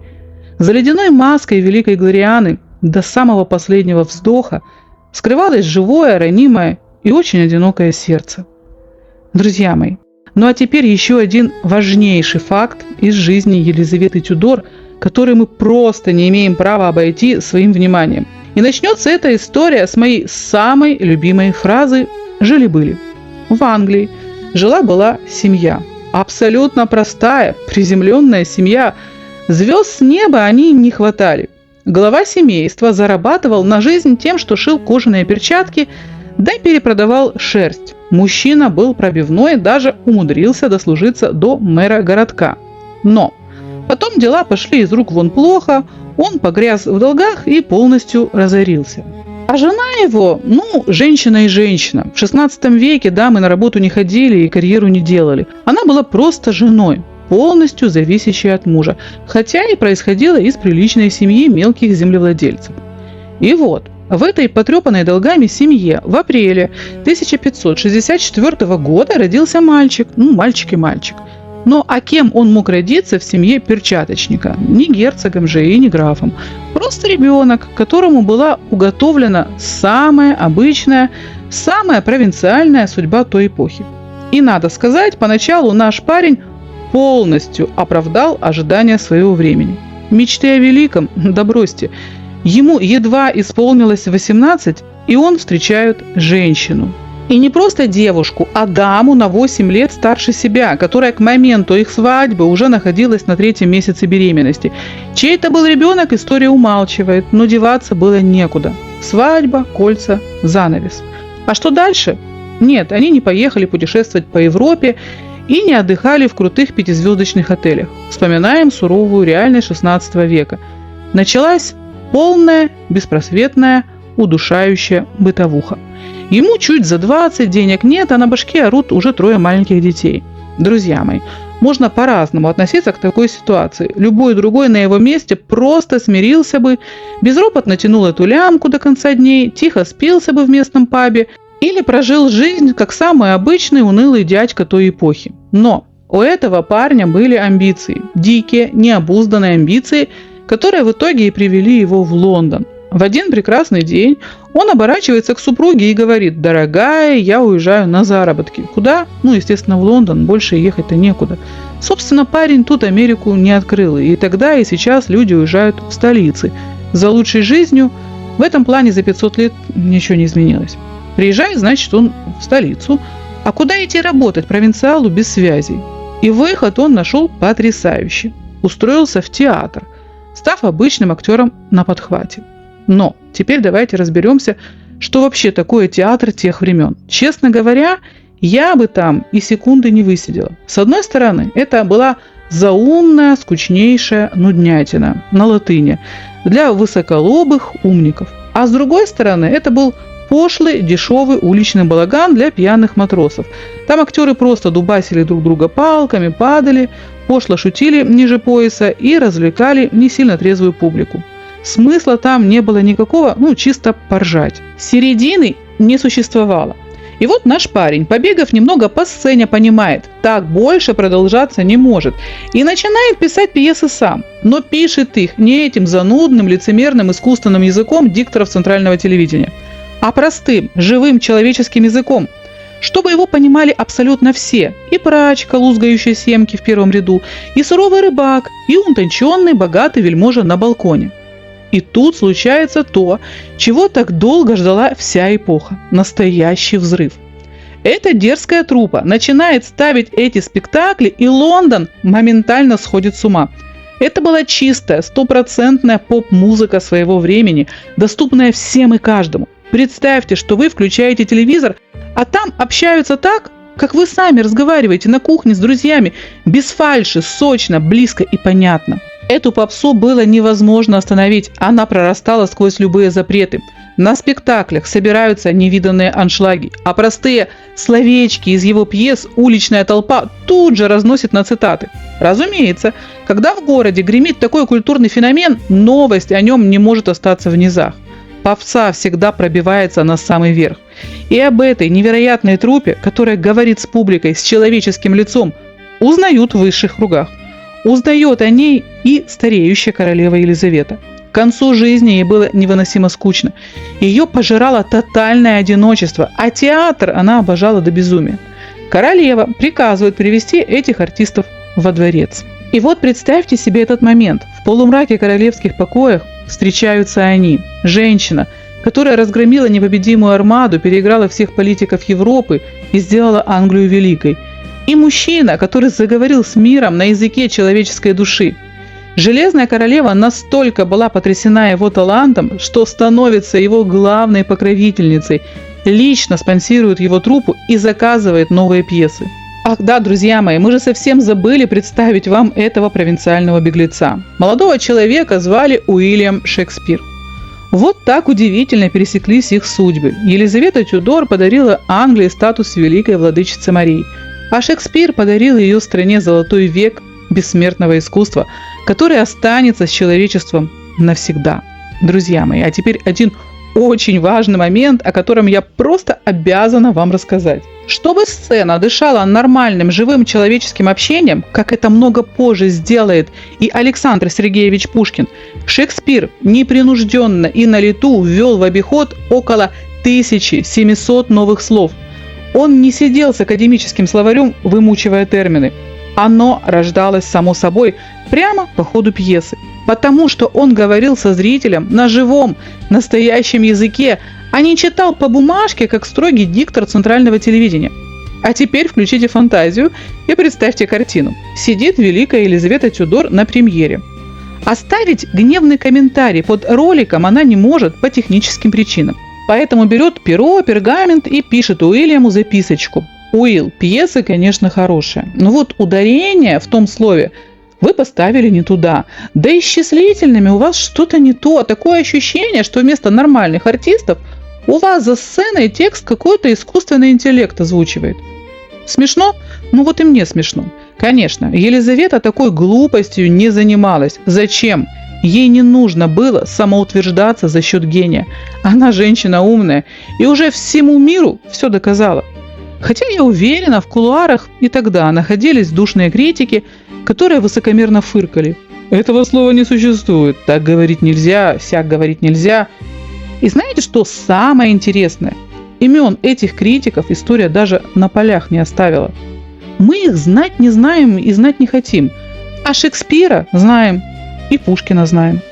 На пороге 17 века королева Англии осталась абсолютно одна. Время безжалостно. Один за другим в могилу уходят те, кто 30 лет строил ее империю. Умирает Дадли, погибает гений шпионажа Уолсингем, уходит верный Сесил. Дворец заполняют молодые циничные хищники, которые улыбаются Глориане в лицо, а сами тайком шлют письма в Шотландию, ее преемнику. Елизавета панически до ужаса боится старости. Она замазывает лицо сантиметровым слоем белил, носит огромные парики и отчаянно ищет хоть каплю того искреннего тепла, что было у нее когда-то с Робином. И именно в этот момент судьба подбрасывает ей самое жестокое искушение. На сцене появляется пасынок покойного Дадли, Роберт Деверё, граф Эссекс. Ему чуть за 20, ей под 60. Друзья мои, мы не будем утомлять вас длинной и скучной биографией этого парня. Зачем тратить драгоценный хронометраж? Давайте лучше на конкретных примерах наглядно покажем, как дорого в 16 веке обходилась обыкновенная глупость, помноженная на гигантское эго. Представьте, заседание Тайного совета. Обсуждают важные государственные дела. И тут Эссекс начинает спорить с королевой. Да так увлекся, что от обиды демонстративно развернулся к Елизавете спиной. По меркам того времени это не просто хамство, это практически государственная измена и плевок в корону. Елизавета терпеть это не стала. Она встала, подошла и со всей дури влепила парню знатную затрещину. По уху, послав его к черту. Знаете, что сделал этот гений мысли? Он схватился за рукоять шпаги. Его едва успели перехватить другие министры, иначе он бы просто прирезал 60-летнюю женщину прямо в тронном зале. Вместо того, чтобы упасть на колени и молить о пощаде, он гордо хлопнул дверью и уехал. В общем, уровень интеллекта, как понимаете, бог.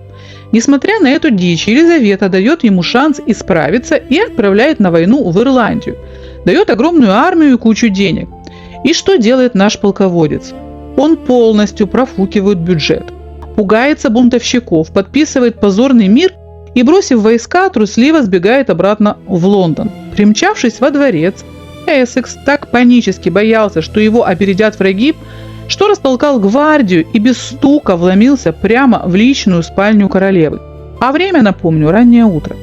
И вот представьте картину. Парень распахивает дверь, а там сидит растрепанная 66-летняя бабушка. Без своего знаменитого парика, без корсета, без килограмма белил на лице. Обычный уставший пожилой человек. Для Елизаветы, которая всю жизнь выстраивала образ безупречной, вечно молодой богини, это был колоссальный шок и жуткое унижение. Она увидела в его глазах жалость напополам с отвращением. И вот этого интимного позора она ему уже не простила. Обиженная королева лишает Эссекса должностей и его главного дохода – монополии на ввоз сладких вин. Парень моментально остается без денег и погряз в долгах. И тут у него окончательно срывает крышу. В 1601 году Эссекс собирает такую же преданную ему недоросшую золотую молодежь и устраивает вооруженный бунт. Он всерьез думал, что сейчас поведет толпу с мечами на улице Лондона, штурманет дворец и возьмет королеву в заложники. План был настолько глупым, что даже смешно обсуждать. Обычные лондонцы парня не поддержали. Гвардия быстренько перекрыла улицы, и все это шапито захлебнулось за пару часов. Эссекса арестовали, бросили в Тауэр. Для Елизаветы это был сокрушительный удар. Мальчик, которого она продвигала, баловала и по-своему любила, пришел в ее дом с оружием. 25 февраля 1601 года графу Эссексу отрубили голову. К слову, друзья мои, если внимательно проследить генеалогическое древо этого Эссекса, мы с вами снова выйдем на кого? Правильно, на принцессу Диану, леди Ди. Помните, мы уже раскручивали этот семейный детектив в ролике про Мэри Болейн. Так вот, если мы сейчас схватимся за этого молодого человека, ветка приведет нас ровно туда же. А теперь давайте разберем по-настоящему эпохальный, грандиозный момент, в котором раскрывается вся глубина и фантастический интеллект Елизаветы Тюдор. Давайте поймем, почему на пороге смерти своим преемником она выбирает Якова, сына своей казненной соперницы Марии Стюарт. Чтобы вы понимали весь масштаб ситуации. У Елизаветы на тот момент были другие законные наследники. Линия Грей никуда не делась. По официальному, юридически заверенному завещанию ее отца Генриха VIII, если его дети умирают бездетными, корона Англии должна была перейти именно потомкам семейства Грей. Они были здесь, в Лондоне. Они были чистокровными англичанами, стопроцентными протестантами и абсолютно законными претендентами по воле короля. Елизавета могла легким росчерком пера оставить трон им, но она делает совершенно другой шокирующий выбор в пользу Шотландии. И вот тут, друзья мои, просто осознайте эту глубину. Это была настолько тонкая, дальновидная и умная геополитика, на которую способен только гениальный правитель. Люди, которые поверхностно учат историю по пабликам, этого, наверное, никогда и не поймут. Посадить Стюарта на английский трон – это была высшая государственная мудрость. Что такое Шотландия для Англии на протяжении веков? Это вечная пороховая бочка, это бесконечные кровавые пограничные войны, тонны пролитой крови, взаимная ненависть и постоянная угроза, что французы используют шотландцев, чтобы ударить Англии в спину. Проблема, которую не мог решить ни один английский король с мечом в руках. И что делает Елизавета? Она решает этот узел не силой, а династическим браком будущего. Отдать корону шотландскому королю Якову означало одно – абсолютно бескровно объединение всего острова под одной короной. Конец вековой бойни, конец спорам, рождение новой, единой и монолитной супердержавы – Великобритании. Ради этого великого будущего Елизавета Тюдор перешагнула через строгую волю своего обожаемого отца, наплевала на старые обиды с Марией Стюарт и сделала то, что было правильно для ее страны. Но прежде чем Глориана окончательно растворится в вечности, давайте просто снимем маски, уберем штампы из учебников и осознаем невероятный парадокс этой судьбы. На этот трон когда-то вошла девочка, чье появление на свет стало главным крушением надежд для ее отца. Младенец, рожденный вместо долгожданного сына, ошибка природы в глазах деспотичного короля.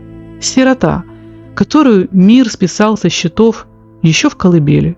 Но именно она переписала правила мировой игры. За годы своего правления эта женщина превратила задыхающийся в долгах расколотый остров на монолитную сверхдержаву. Она пустила на дно хваленую испанскую армаду, благословила первые робкие шаги Англии в новом свете и создала золотой век, в котором зазвучал живой, ни на что не похожий язык Шекспира. И ее главный гроссмейстерский ход она перешагнула через вековую ненависть и абсолютно бескровно, тончайшей дипломатией, объединила под одной короной Англию и Шотландию. Пройдет 500 лет, британская корона сменит десятки владельцев, но масштаб Елизаветы Тюдор так никто не сможет затмить. Были великие, были достойны, но Глориана осталась одна. Ее имя не просто принадлежит истории своей страны, оно высечено в том самом редком штучном пантеоне правителей, чьи имена знает абсолютно каждый человек на земле. И вот, в марте 1603 года эта колоссальная земная одиссея завершилась, без криков и пафоса. Королева просто опустилась на подушки и несколько дней сидела неподвижно, почти не смыкая глаз, словно до самого последнего мгновения держала контроль над уходящим временем. А потом пришла тишина. Дочь казненной изменницы и короля Самодура, женщина, сотворившая империю из пепла, медленно опустила веки и закрыла свои глаза навсегда. Занавес, друзья мои. История окончена.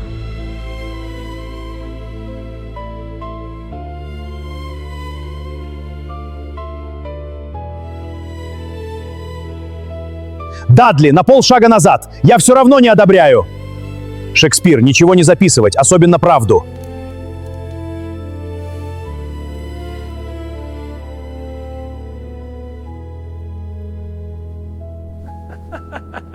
Генрих, хватит кричать. У меня из-за тебя голова болит. Ну что, Генрих, ты еще расстроен, что у тебя родилась всего лишь девочка? Она оказалась лучшим сыном, о котором я когда-либо мечтал.